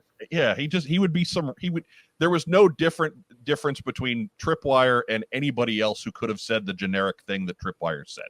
Yeah. He had a couple of clumsy moments, I think, but they never gave you the payoff of him being the only one who could defuse the bomb or they all die. Right. They Right. needed that at least once, and I don't remember that ever. Hearts and Minds had a great tripwire story. I know you like to bring that up for other reasons, but a good tripwire story in there. If you haven't read Hearts and Minds out there, it's what is it? 4 issues, maybe 6. Yeah. Written by Max Brooks, Albert Brooks' son. No, Mel Brooks' son. Oh, Mel Brooks' son. Come and on, it's Joe. I'm sorry. It's one shots digging deep into characters, right? It's Right. so good. I put it last lap, right? It's fantastic. So if you haven't read it, go get it. Diana says the episode of the Exploding Crystals, he was major on. No, he had a bunch of lines in that, but all he did was sit in that cool ass vehicle that they never made as a toy, and still kind of pisses me off. So, they didn't even kidnap his family. He was just one of the guys in the truck.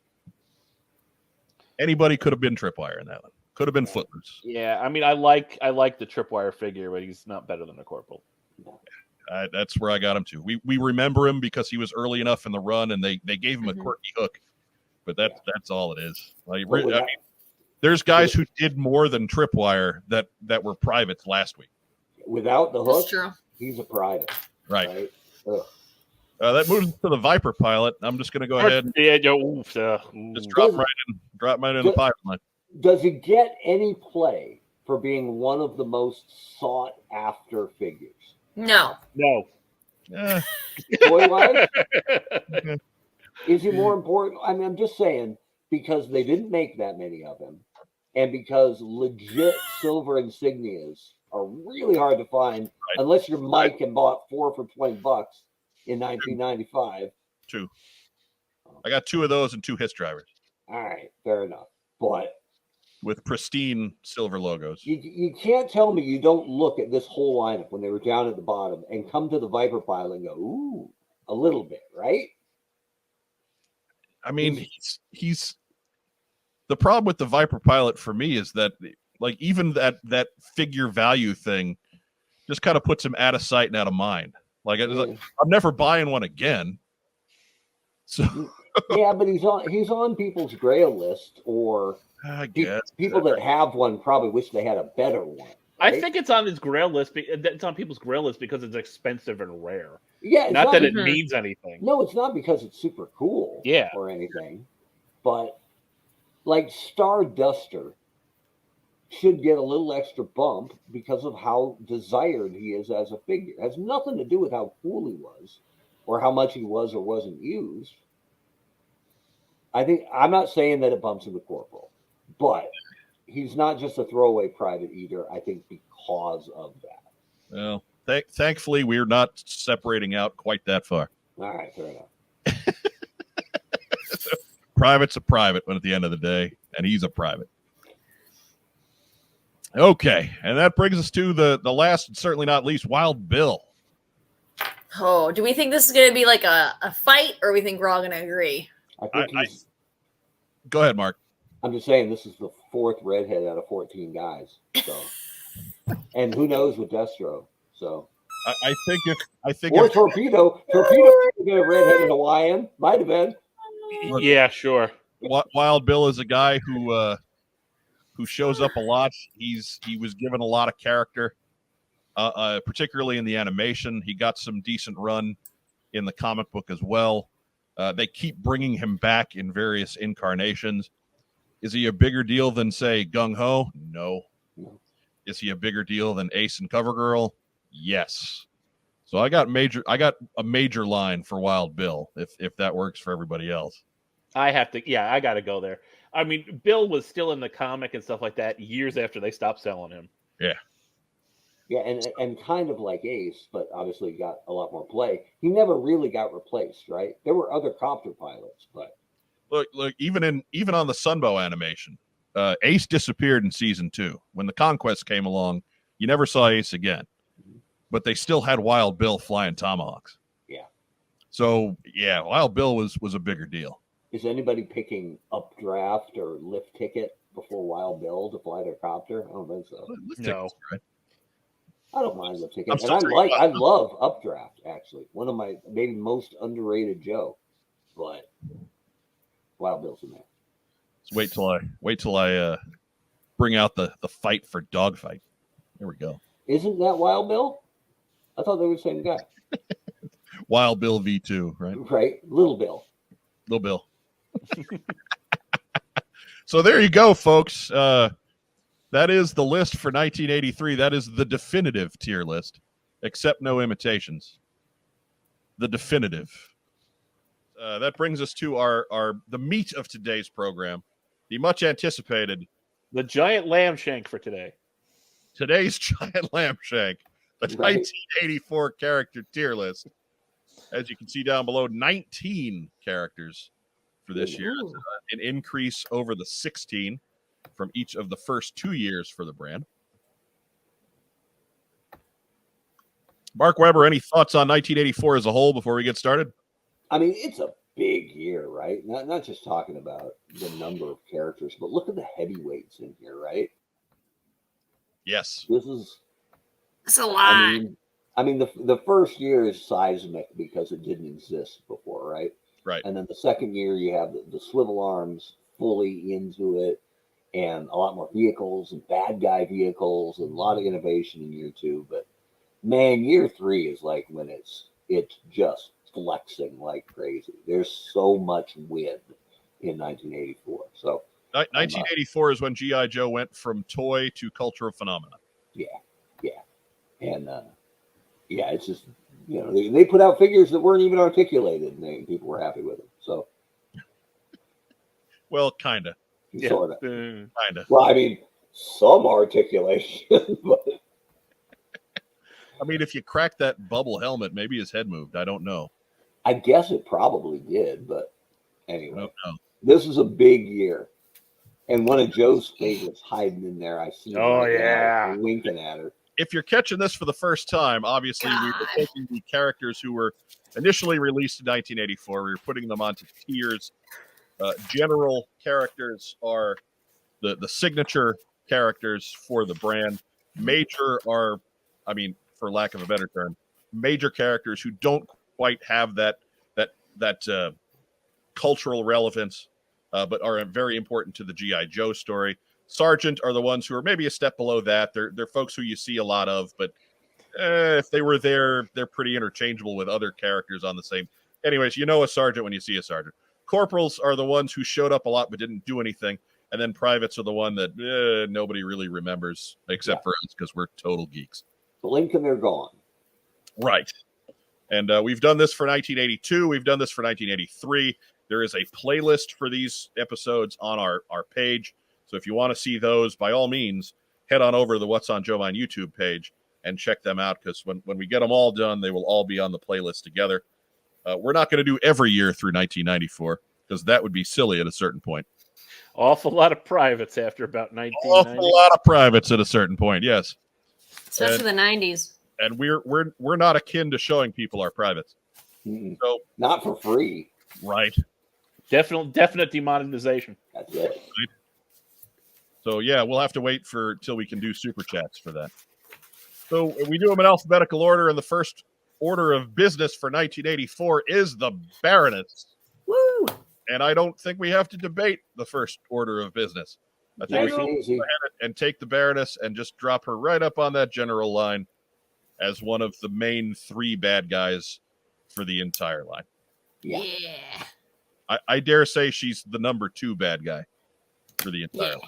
It's a little jarring to see a photo of the Baroness on the internet fully clothed, but Try we'll to carry go on. with it. Yeah. What? Oh, there's so much wretched Baroness art out there. Oh. Embarrassing. Joe Self wants to remind everyone that these are the definitive rankings, and he is Ah. absolutely correct. These rankings are completely infallible, Except no substitutes. Yeah. except no substitutes. Weber will make you remember. Mhm. So, Joe Colton, Yeah. your first G.I. Joe cosplay was. Yeah. Baroness. So, give us your thoughts. She's top 3. She's amazing. Her gear is great. The when I was little and I had seen the figure, I was like, she has to be evil. It's all black hair, black glasses. She looks like she could be okay, but she's really not. And like, even as a little kid, you knew like she was a bad person. So I liked her. I don't know. Not to mention a character that was created in the comic books. Yes. And worked her way into the rest of the lore on the popularity of that comic book those comic Yes. books. I wonder what they thought back then, if she would actually last as long as she did when they first created her. If she was just going to be like a 1 or 2, 3 episodes, and then like, do you know what I mean? Like if her longevity, because some of these characters have fallen off and then come back and then fallen off and like not come back. So no, the Baroness is that rare combination of character and sex appeal. Yes. That has mysteriousness. Yeah, that has just stuck in the world's head since she popped up. So absolutely a general. Yes. Not a lot of debate there. So that brings us to our second one. And that would be Blowtorch, as you can see by his bright yellow helmet. Blowtorch, well, we didn't see a whole lot of him in the comic. We saw a little bit of him on the cartoon where he was inexplicably very Irish. From Tampa. In his defense, the last name is Irish. Being of But Irish in descent Tampa. and being Irish are two Yeah. different. Yeah, but at least it's But we always it's not laugh. Clutch's Jersey twang. I always laugh at the episode Red Rocket's Glare, because that's Blowtorch's big moment, right? Like the Joes, the Recondo and Roadblock and Blowtorch are leading a regiment, and they're knocking over Destro's secret lab in the jungle, and it's Blowtorch who breaks free and gets behind the lines and chases Destro out of the lab and almost catches him, and just comes this close to just ending the episode right there. And the reward for that is they send Roadblock and Recondo on 2 weeks of leave. Blowtorch is never seen again in the episode. He's the big hero, and he got nothing. He got buckus. So I would say just because he did show up on the cartoon and did have a distinctive voice as supplied by Michael Bell and did occasionally have moments like that, I think Blowtorch goes in the Corporal line. I don't see him much else. Anybody have anything to add on Blowtorch? I agree with that. I mean, his color scheme just makes him stand out whenever he shows up anyway.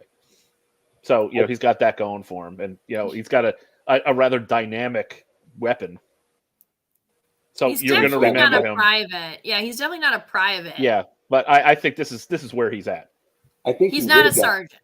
He would have got more play, except he's a flamethrower. And I'm guessing they didn't want to have a guy kids playing with fire that much on a kid's cartoon. And I mean, that's a terrifying weapon, right? When they're all shooting laser guns, for him to be effective with his weapon of choice, he actually has to be burning people to death. I mean, he'd have made Sergeant, but Ritz Murphy says it. He let Destro get away. Yeah. But he does have one of the most oft-repeated catchphrases in G.I. Joe history: pork chop sandwich. Pork chop sandwich.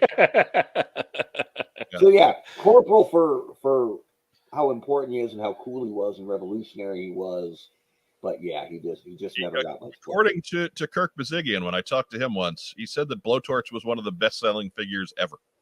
Mm-hmm. Oh, he sticks out. Yeah, he's a cool looking figure.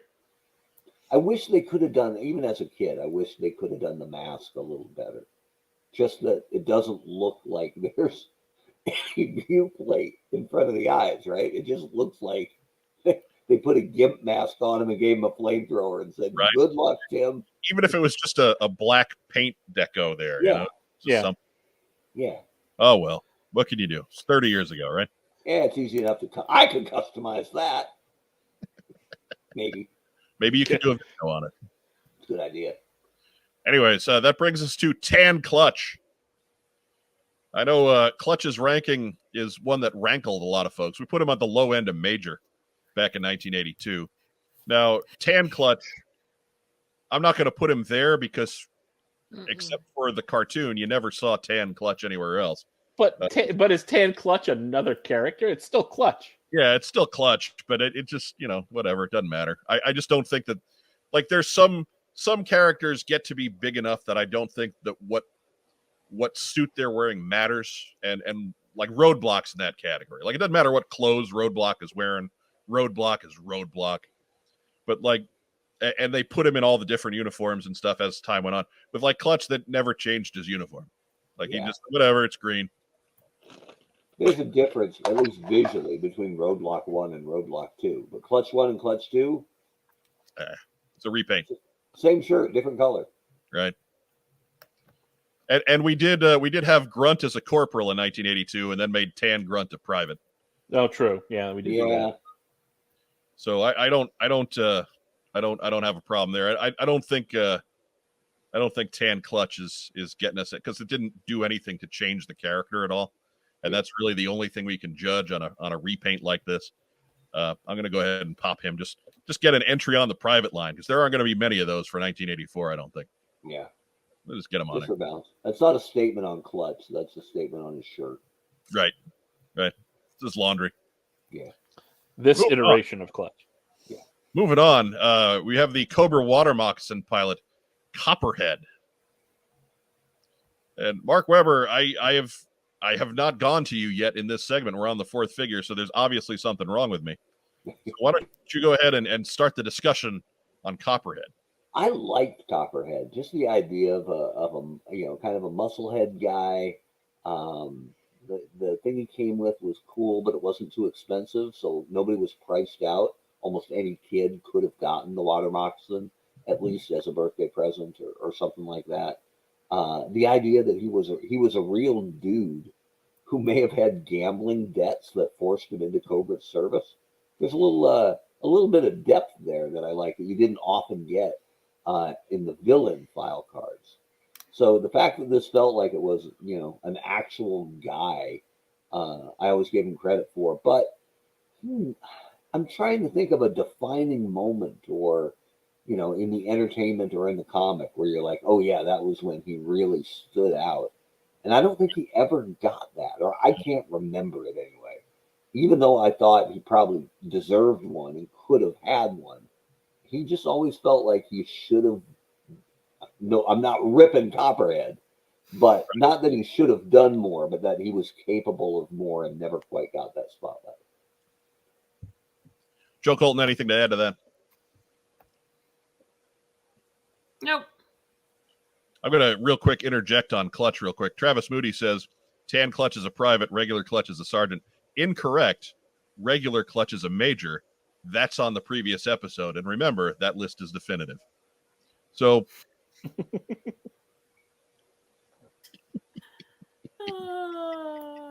Anyhow, yes, that's kind of the part we play. Racktime Rob, you got anything for Copperhead? No, not really. No comic appearances whatsoever. Cool figure, comes with a cool boat. A little bit of interest on the cartoon, to make him, a little bit of notice. He's probably about a corporal. I like that he was a little bit hard to fit in the cockpit on his own boat. Yeah. Which made you think, wow, this guy's pretty beefy, right? I loved Copperhead. I used to drag him out even when we didn't do anything with the water moccasin. Just because he had so much character as a figure. I loved playing with him, but he's a corporal. Yeah. He's got a little flavor, but in the end, just not enough pull. So that brings us to Cutter.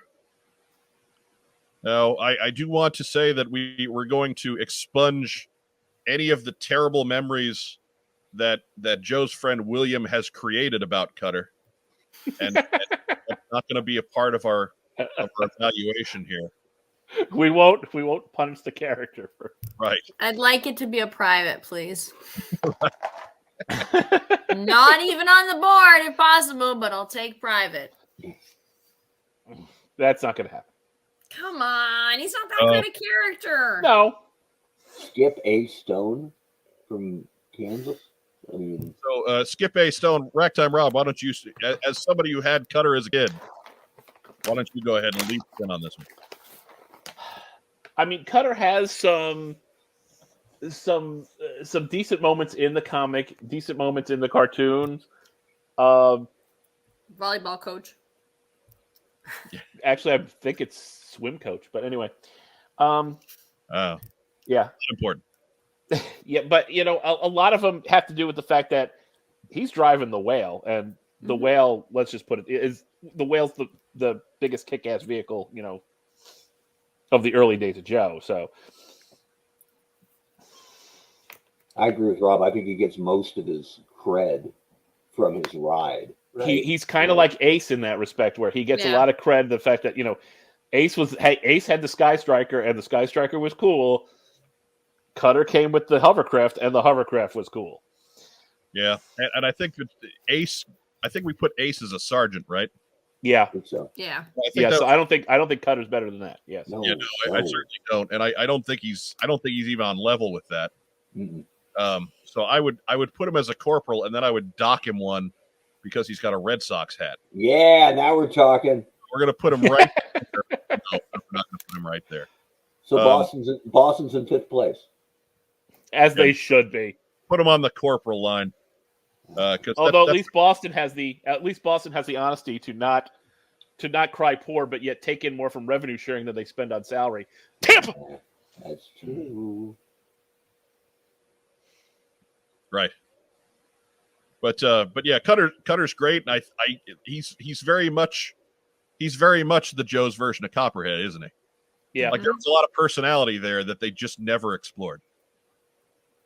Right? It always struck me as funky that he's this big sea captain guy, but he's got this giant orange life preserver on him, right? This big vest, like he just knows something bad might happen out there. Right. I get that it's maybe realistic, but There's a lot of missiles on that hovercraft. People are shooting at him. Yeah. Understands the game. I suppose People are shooting at him.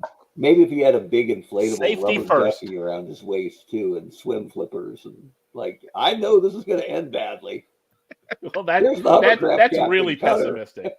A Why life does jacket he is have- just being prepared. Why does he have a Getting the full mask and deep a sea gear on your snorkel boat, on, that's right? just pessimism to its highest order. So speaking of hitting the drink, that brings us to everybody's favorite egg-shaped GI Joe, Deep Six. Yeah. Good old Humpty Dumpty.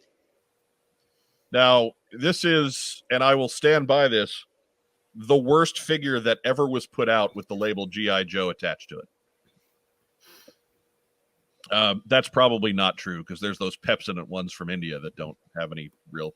So it's better than those. But anyways, this is the worst of the classic Real American Hero line, 82 to 94. He's the worst. He has 2 points of articulation. It's terrible. Yeah. Now, on the cartoon, Deep Six was pretty great. He was kind of a jerk. He was a pessimist. He was dour. He's one of the few like Joes whose like personality, like from the file card and the comic, actually carries into the cartoon. He'd just rather be alone. Yeah. Which he was in every kid's toy bin. Well, the total lack of articulation on the shark, Deep Six really hurts the shark too as a toy. So Right. Deep Six was the only character that would fit right in the shark. So despite the fact that the cartoon had the shark flying all over the place, like the toy was really, really hindered because it would just like Deep Six. When we played with Deep Six, he went in the shark and he never came out. Yeah. Right.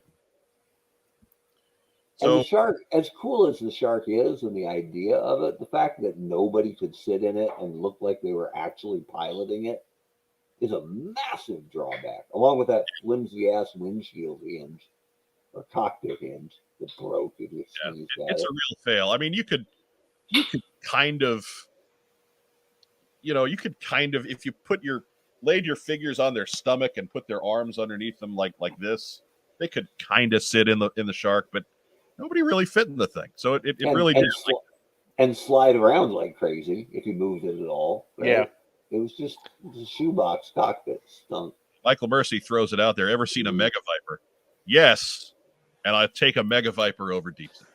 I gotta imagine when kids took all their Joes out of the toy box and intentionally left Deep Six and then closed the toy box, the remaining Star Wars figures in there were like, look at this guy. What a chump. Now, Hey, big boy, sit up. No. R2D2 spinning his head just to show off the one Right. more point of articulation. R2D2's like, you suck. he probably was. R2 is Yeah. a foul-mouthed guy. It's true. So I'm going to put Deep Six on the corporal line because Mm, he's an awful toy, but he is a really memorable character.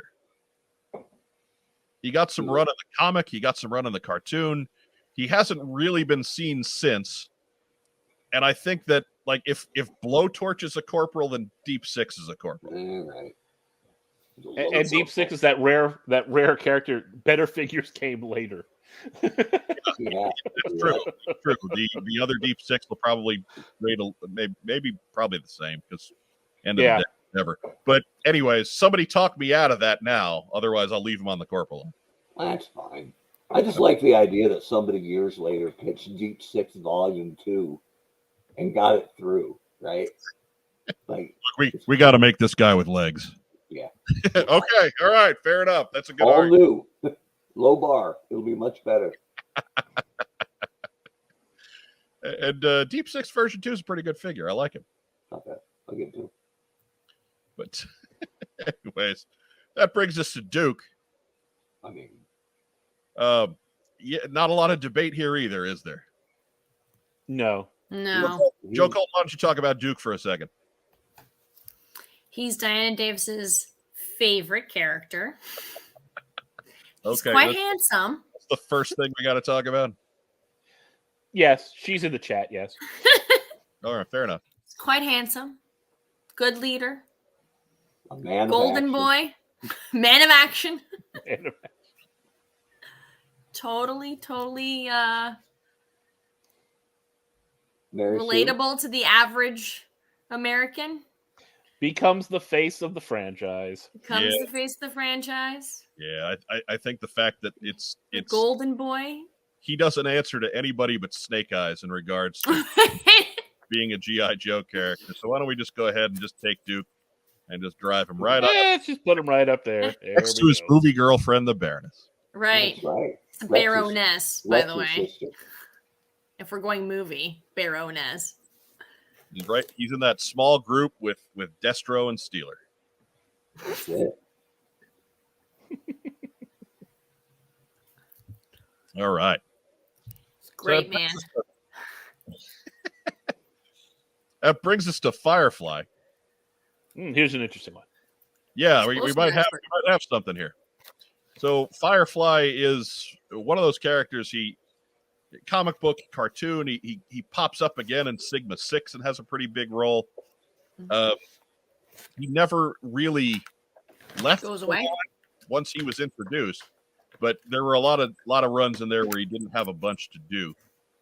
He kept getting dragged back out for repaints and remolds and what have you in the figure line too. So clearly Firefly is popular and has some kind of an effect. But Mhm. I want you guys to give an idea on where he sits on here. Why don't you go ahead and start us off, Mark Weber? I mean, he can't be general because right, anybody at the general level is somebody who isn't a Joe fan would recognize, right? It's Mhm. your Dukes, it's your Snake Eyes, your Baroness, your Destro.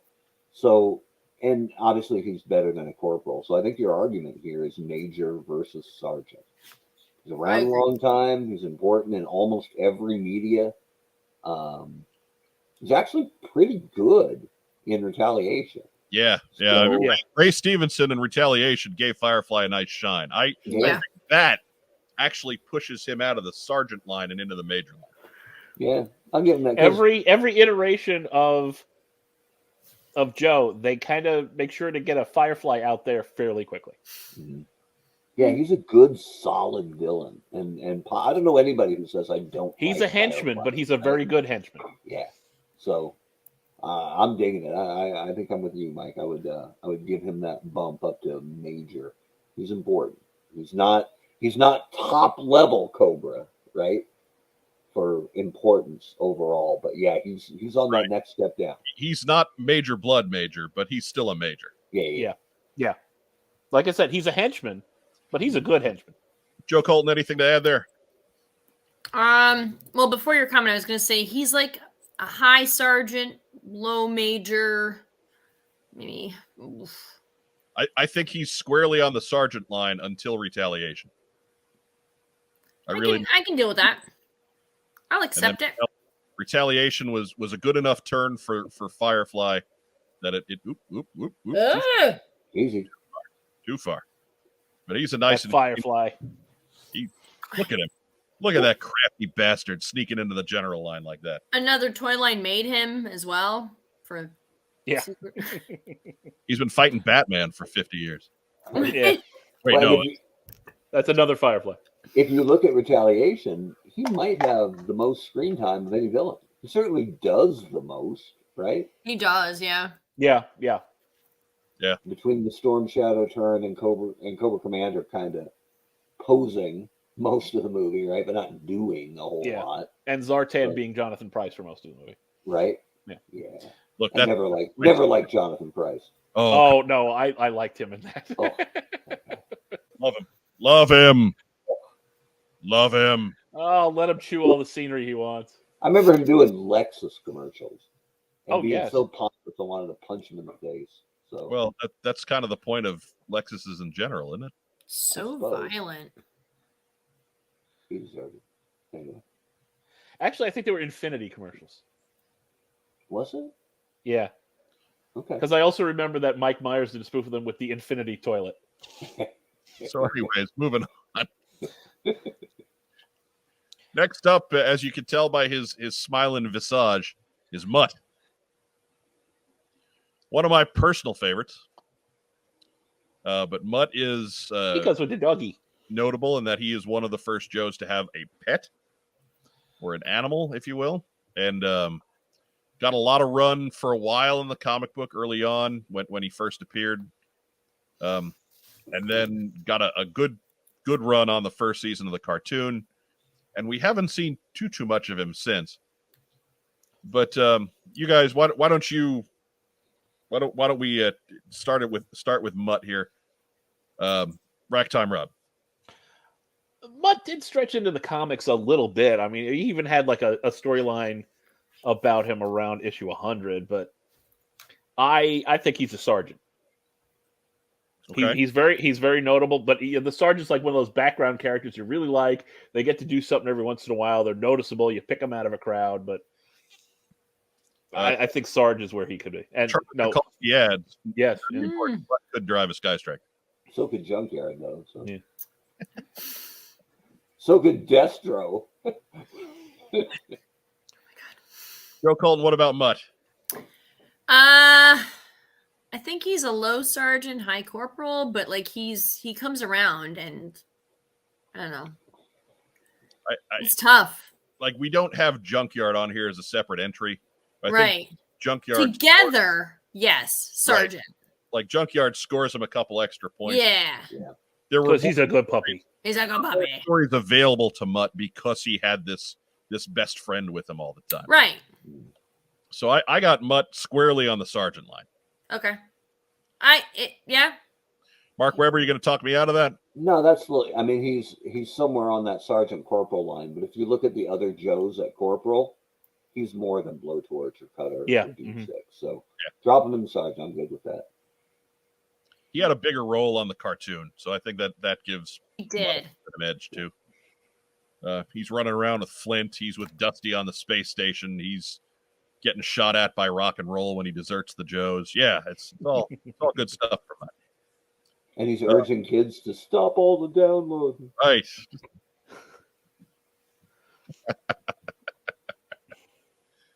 And Randy Ashley adds that Mutt had a cool gun. That's true. So we're about Oh, at the yeah. halfway point. Go ahead, Jeff. Mutt was one of the only ones who actually had a weapon pointing on the card art. Yeah. Very rarely did they actually have it pointing anywhere, and he's shooting right at you. So good for you, Mutt. Not only that, his dog's coming right at you too. Yeah, dude, very aggressive. So just to remind everybody, we're about at the halfway point, so it's a good point to take a break. Let Joe Colton get some more vodka. Yeah, let's get her all liquored up because look who's next. Right? Yeah. General Recondo. If you're watching us on Facebook tonight, be sure to give us some kind of a reaction. Give us a thumbs up, give us a heart, give us a little huggy guy. If you're watching us on YouTube, be sure to like the video. Be sure to subscribe to our channel. And just a reminder to everybody, whether you're watching us live or whether you're watching a recording or even listening to the audio feed on Podbean, the thing you can do to help us out the most is head to YouTube and subscribe to the channel, even if that's not the place that you normally take in what's on Joe Mind. But thank you so much for doing that and helping us out. So that brings us to Recondo. And I'm going to guess that Joe Colton would rather have me leave him here in the void, rank free. But Joe Colton, I'm going to turn this to you first. What line do we put Recondo? Private. Okay, so Joe Colton is out. Mark Weber, where do we put Recondo? I mean, he's Corporal.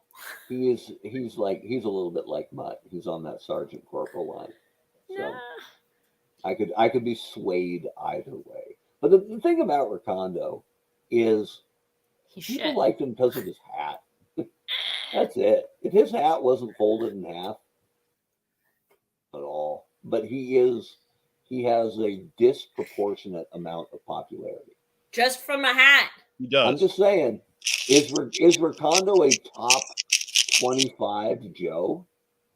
Probably at the low end. Yeah. Probably he not. be? Should he be? Eh, Not really. I don't know. Eh. So, oddly, disproportionately popular. That's how I describe him. So, I could be swayed sergeant or corporal. I don't think he's as important as Mutt, but he's definitely better than Deep Six, Cutter, or Blowtorch. So, Racktime Rob, what are you thinking there? Racktime Rob, your microphone is not on. Dumbass. oh, I don't even remember muting it. I must have bumped it or something. That's Mike bad. has a button that mutes your mic. Yeah, but if I had done it, he wouldn't have been able to undo it. So Oh, I have power. the authoritative. Hmm. If I told you as a child you would grow up to have a button that could make your brothers shut up and only you could undo it, pretty good. Mike I Weber wish I had he one. would still be having a silent night, wouldn't he? I wish I had one. Anyway, Racktime Rob, start at the beginning. All right. He has some cool moments in the comics, like his introduction's pretty cool. He's got some cool moments in the cartoon. Yes, he does. I feel like you're stretching here. I think he's a sergeant. Oh my God. he's trying to counterbalance your unnatural hatred for this character. And Right. plus, he has Tom Selleck's mustache. That's a good Got point. Tom Selleck's mustache. A hat and a mustache Joe Colton, make it the good figure does not. why don't Just you imagine Yoda. that could have been Indiana Jones, man. You're why talking don't like you Yoda. describe to everyone why you hate Recondo? You've done it before, so this is not new ground. We just have a lot of new fans. So why don't you give us the 60-second version on why you hate Recondo? So I didn't mind him before. However, there was a fellow cosplayer, and we're not even going to say a fellow, there was a cosplayer who, when I was leading the Finest, a G.I. Joe costume club, which is a charity club, decided to come to a con with a real weapon. And his excuse to me was, I have a permit. And I said, well, I don't give a bleep. You're not supposed to have this on this property. Now we're bleeping. Well, because I'm going to go on a tirade of swearing. All right, fair enough. Hey, And we just got 1,000 subscribers. So he words were exchanged, and he also travels as Recondo on the regular, on flights, with that fucking hat. Remember, folks, our coffee link is down So- below. yeah, So I because we ain't getting some subscribers anymore. Super chats out. totally dislike this man, and he ruined the character because he was so adamant. He was like, well, and then he showed up at Dragon Con and he said, well, I can carry around, because it's like the Dragon Con is a con where it's all of downtown Atlanta, And he's like, so you can't just tell me like I can't have it. And I was like, well, you're out of the finest because I'm not fucking dealing with some lunatic carrying around a weapon. Right. You can't be responsible for that. No. Was his I don't know this person. Was his mustache real or fake? It was real. Mustache was legit. Yeah. I've met him. Was, I know who Joe's talking about. he's a douche. Mustache was legit. He was really weird. Really weird dude. Yeah, on a scale of like 1 to 10 for like putting him on a list to watch, I'd put him on a 15. I'm not joking. Like I'm serious. Like I know you're not. He didn't scare the bejesus out of me, but he scared a lot of people. So I was like, still on. I mean, I realize we're just. I had to get up in his face basically and be like, go fucking put this in your room and don't take it out. And I don't care what you do from here to the airport, but you are not bringing it on the floor of this con. Is this guy still active in the community at all? I realize we're coming out of a pandemic, but I haven't seen him in several years, but he was on Facebook a while back. He's out of California, which is random. Like he would collect like military trucks, guns. Like he used to eat MREs at cons. Nobody likes MREs. So anyways, willingly? Scarring experiences with random weirdos notwithstanding. We're gonna go ahead and I'll give you corporal, but I'm not sold on sergeant. I'm sliding him onto the sergeant line because I agree with Mark's assessment most of all that there's like Recondo's kind of like Copperhead, kind of like Cutter. There's a lot there that kind of didn't get utilized, but for whatever reason, he's more popular. So I think that in terms of impact, Recondo slides up to the low end of the sergeant line. And it's not his fault. And There's a jackass cosplayer out there. Bryn Anderson asks, can we start a coffee fund to get Joe Colton to do a Recondo cosplay? No, I'm not going to do that to her. Not going to do that to her. Joe posted a photo from her recent cruise wearing a giant hat. And on the Yahoo to comment, hey, fold half of that up. C.S. Sherman says, I feel like I should cosplay Recondo at Dragon Con and be real nice to Joe just to improve his reputation. See, now that's solving a problem. That's taking action. That's good for you, C.S. Sherman. Very proactive. Nod, tip of the cap. But I like C.S. Sherman, so like I would be really like I'd be normal and be like, oh my god, you're making me want. you go for it, C.S. Sherman. He's I'm going to guess that they've met, so he's taking his life into his own hands, but he's doing. So, Godspeed, C.S. Sherman. That brings us to Ripcord. And Ripcord is a guy with maybe one of the most convoluted histories in the entire franchise. We've got Ripcord here. He had a big story in the Marvel comic. He was a regular supporting character in season 1 of the Sunbow cartoon. He didn't do a whole lot, but he popped up a bit. And then came back in Rise of Cobra. He came back in Renegades. Ripcord has made the rounds. He was a source of a lot of controversy because they made Ripcord an African-American character in later incarnations, and that seems to be what they're sticking with more often than not. But I got Ripcord on the sergeant line. What do you think, Racktime Rob? I agree. He's got enough of a run to warrant that, but he disappears and then comes back. He matches the wallpaper a lot. Mark Weber. Yeah, I'm not going to disagree with Sergeant, but I remember as a kid, I didn't like this figure, and I should have, because I like guys that came with a lot of equipment and unique equipment, and the whole idea of a halo jumper, which I knew nothing about, is cool.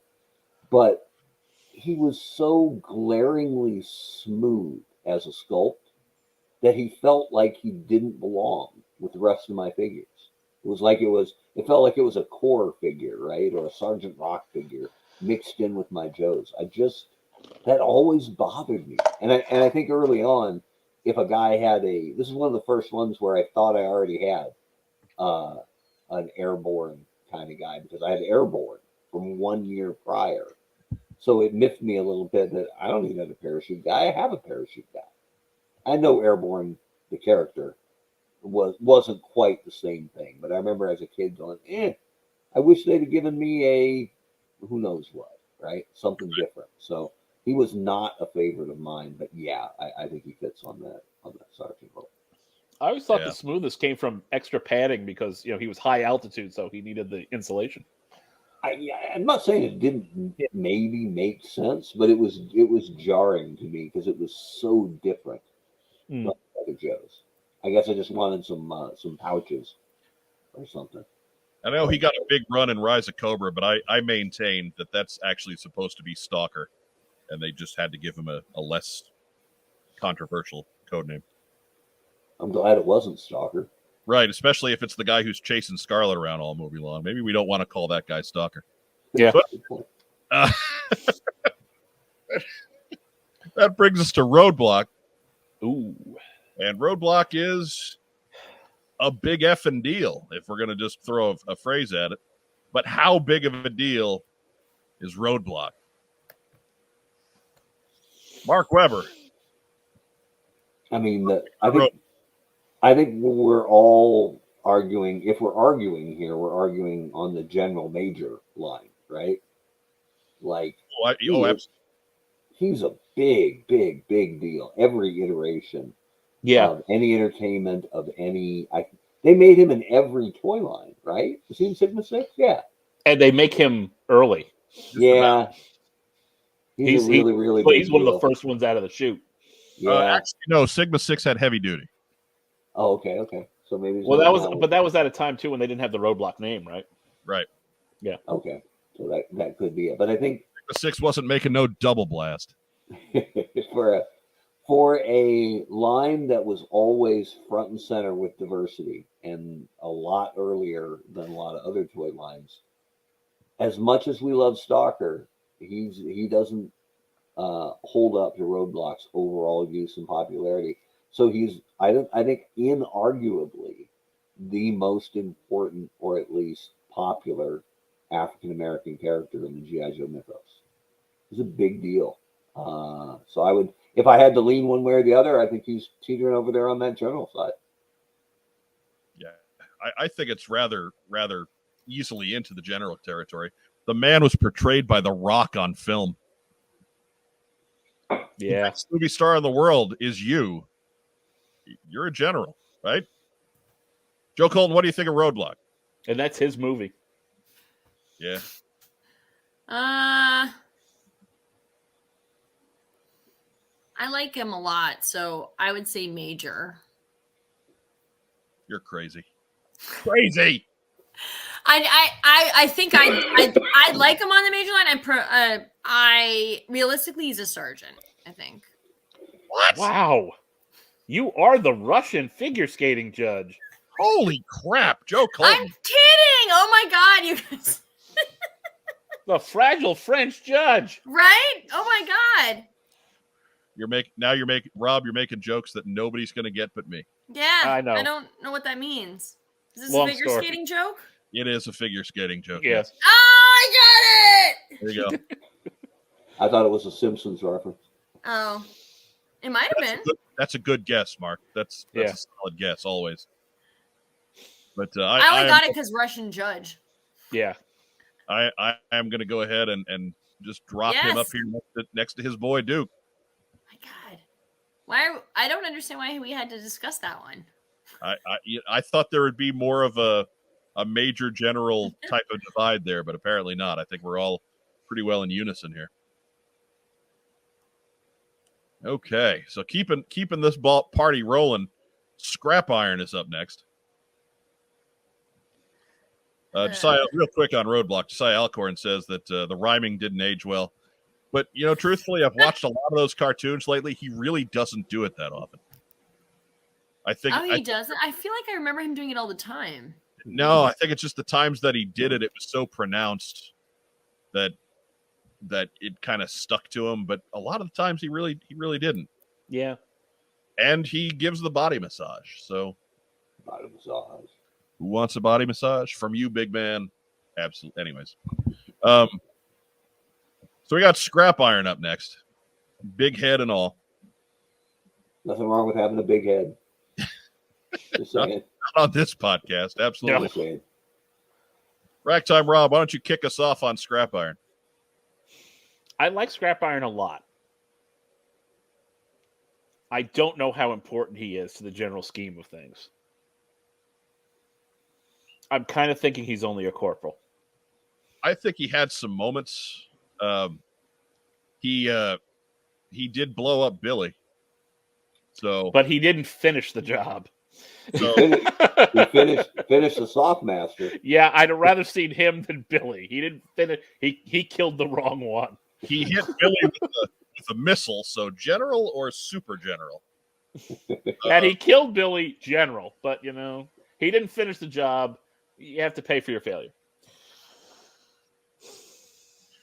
But showed up. He's a popular guy to bring back. He shows up in Renegades. But then very often he doesn't do a heck of a lot. No, he really doesn't. Like he's always around. But at the same time, And blowing up the Softmaster is the only thing he did in the comic. that's true. But- That's also true. But I'll argue the other side of that. Name me a Cobra who actually killed a G.I. Joe character. Legit killed. Major Blood, the Saw Viper. Saw Viper and Still a short list. short list, man. I'm just saying. Yeah. And I know Softmaster isn't exactly leading man. He's an material, ancillary character. It's but he's a full-on friggin' ninja Mhm. yeah. that he turned into a fine red mist. So Joe Colton, what do you have for Scrap Iron? I don't know. I have Maybe him. corn. I have him kind of like Recondo, in that he maybe didn't do too much, but had a general enough specialty that he showed up a lot, and he's more popular than what his actions dictate. Mhm. So I have Right. same reasons I've got Recondo on the Sergeant line. I'm inclined to put Scrap Iron on the Sergeant line. I guarantee you, if they announced and he looked good, Scrap Iron in the classified line, that the fandom would be well pleased. Right? Oh yeah, Yeah, I like the figure This a is- lot. A guy people like a lot, killed Softmaster, and I remember as a kid just seeing him in pack. I'm like, look at all that stuff from the big-ish missile launcher, right? And then I'm counting 2 missiles and a base, so now we're at 4, and the 2 legs, 5, 6, and the cord, that's 7, and a pistol. 8 little things came with this guy. It was like a double figure. Meanwhile, Breaker's got a backpack and a headset and a helmet going, ooh, I don't even get a gun. So I dug him just because I saw him as a kid as like value on the peg. So he's completely Sergeant in my book. But I agree with you, Mike. He's like Recondo. He's more popular than he probably earned. All right. So I got him on the Sergeant line, which brings up Spirit. Okay. All right, Joe Colton, why don't you're a big Spirit fan. Why don't you go ahead and Man. sit on Spirit? He appeared a lot in the throughout the years of the cartoon and the comic. I think he has. That he did? Still appearing He's in the comic. unique. Yes, he's a very unique character. I thoroughly have enjoyed him my whole life, so I would put him on the major line. Mark Weber, what do you think there? I think that the argument is Major versus Sergeant. But I think he's more important than any of the Joes Yeah. on Sergeant. Yeah. He's So definitely more important than Recondo. Yeah. And You make it Recondo again. he's a guy who should have aged poorly But he did. because he was so, I want to be very careful how I say this, but he was very stereotypically Native American. Yeah. But that didn't doom him as a character. They evolved him. They kept him important. The classified figure looks freaking awesome. Absolutely. And what they did with him in the, I don't know if it can be underrated because I think everybody likes it, but the Hearts and Minds comic, Oh yeah. where they actually analyzed him as a guy with like massive ADHD.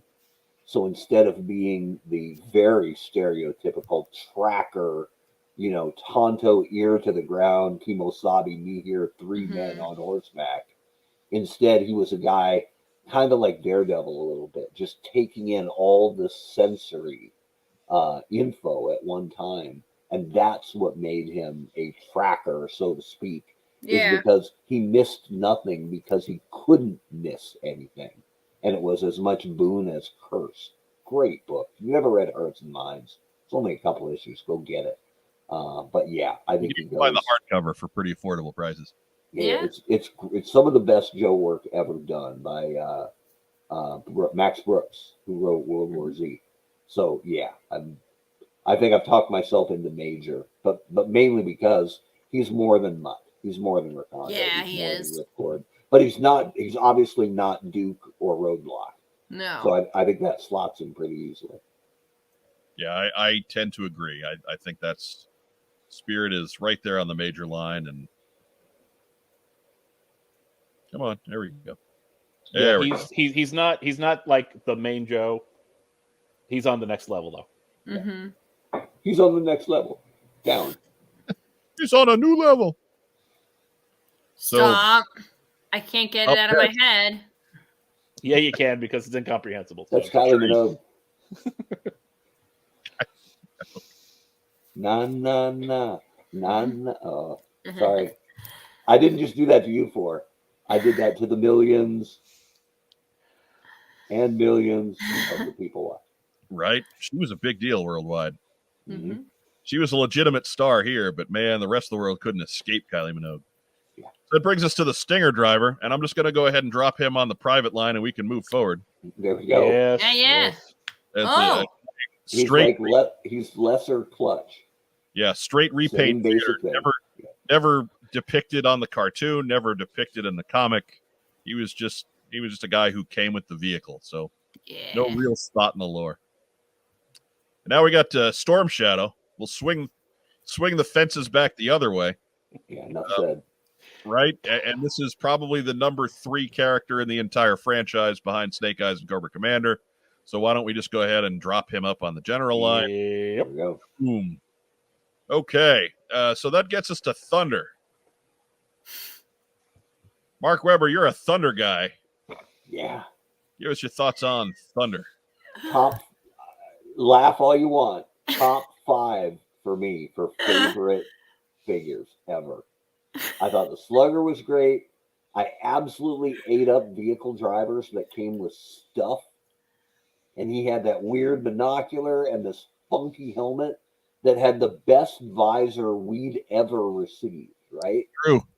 Dark with the nose cut on it, and I mean, he just absolutely knocked my socks off. Loved this guy. Matter of fact, years ago, we have it on the on some early pre-video What's on Joe Mine episodes. I dug out my original Thunder and found that I had replaced his waist piece. Because imagine, as a kid, he's one of your favorites, and the crotch breaks. I know what Mike can feel that pain being a beachhead guy. Right. And I'm like, I don't have the funds to buy another Slugger to get a new Thunder, right? There's no eBay back then. No kid is trading me his Thunder figure because you can't buy a new one. And it may have broken. I honestly don't remember. It may have broken once the Slugger was gone. And you couldn't, even with $50, you couldn't buy a new Slugger. So I looked around at my Joes, and I needed to find somebody with black pants to replace the waist piece. And I sacrificed Sergeant Slaughter. I had Slaughter's waist piece, making Thunder legit. Probably the only kid in the U.S. who was going to look at his Joes and go, Thunder's broken. I can sacrifice the Sarge. Time to give up for your country, Sarge. That's it. So I don't have, all right, I've since repurchased, but I didn't have an original Sergeant Slaughter because I had sacrificed him to make Thunder whole. That being said, he made almost no impact anywhere. He made No. he made a big impact in Bill Nedro's fan fiction, but Kindle World Stories. He actually led the last stand, an artillery stand, to hold off Cobra and let the Joes escape, and sacrificed his life in the process. And I'm like, that's my man Thunder. But that's all he ever did, other than get shot by a saw viper, right? Yeah, Don Yellow asked, was Thunder ever in the comic? And yes, he was, pretty much to die at the hands of the saw viper. Yeah, I think he's a background character in the comic, but the only time he ever gets named is when he's getting blown away. That's it. So I love him, and he's completely a prop. He had some. I'm going to give him. I would put him on the Corporal line because he gets a little personality on the cartoon. Yeah, he shows up on the Sunbow cartoon quite a bit. We get a little insight into, he's one of the guys that gets spotlighted in Captives of Cobra, where they're kidnapping everybody's family. All right, I'll take it. Hey, I like him. He's not getting in there by a whole lot, but he's Corporal. Joe Colton, any argument there? Or do you hate any Thunder cosplayers that we don't know about? I'm good with Thunder. All righty. There is a guy out there who does a pretty bitchin' Thunder cosplay. If you can get the helmet right, you can pretty much pull him off. Up next, and Jeff Butler as well. Without Thunder, knowing Mr. Murphy, we'd have never seen Gung Ho struggle to ride a horse. Which, not a lot of horses in the bayou. Yeah. Anyways, bring us to Wild Weasel. I had the Rattler as a kid, and Wild Weasel pretty much sat in the Rattler. Didn't do much else. He wasn't terribly interesting to do a whole lot else. Did not show up a bunch in the comic book except to fly the Rattler.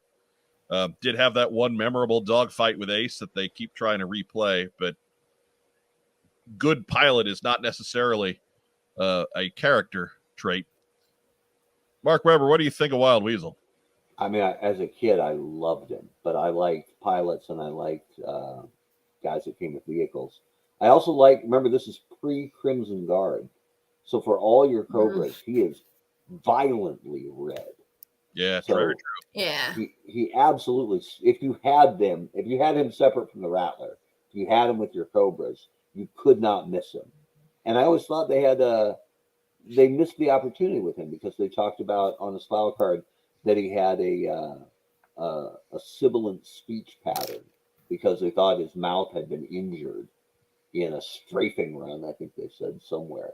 And so the idea that this guy would have a heavy lisp or some kind of speech pattern that made him sound different from everybody else, I thought that was cool, but they never, ever dug into that. Mm-hmm. I always wish they'd done more because I liked him from the Shakedown comic because that's one of maybe my favorite Joe comic ever when he and Ace, fight until they're both completely out of weapons and then they cross and salute. Spoiler, but it's been a bit. You're fine. Yeah, it's probably okay, right? If you haven't got to it yet, that's on you, not me. So for this is a guy I really like, but I understand that I like him more than he probably deserved. Racktime Rob, you're thinking intently down there. He's like Ace and Cutter. Cool vehicle, but all his cool moments become because he's behind the stick of the vehicle. And I think it weakens the cartoon weakened Ace and Wild Weasel because everybody flew a Rattler. Everybody flew a Sky Striker, right? Well, with Wild Weasel being a named character, and you figure Cobra has more than one Rattler, seeing other people fly a Rattler wasn't that big a deal. Right, but they never showed why Wild Weasel would be like maybe the best pilot Cobra has. Right, and like if a Rattler came over the horizon on the cartoon, 10-1 that was Baroness or Destro in it, and not Wild Weasel. Yeah, right. But is he more important or more visible than the Corporal line? No. I don't think so. Okay. No. I think he should have been. He should have been, yes. Yeah, should have been, Yeah, but wasn't. He's Cobra's version of Ace, only Yeah.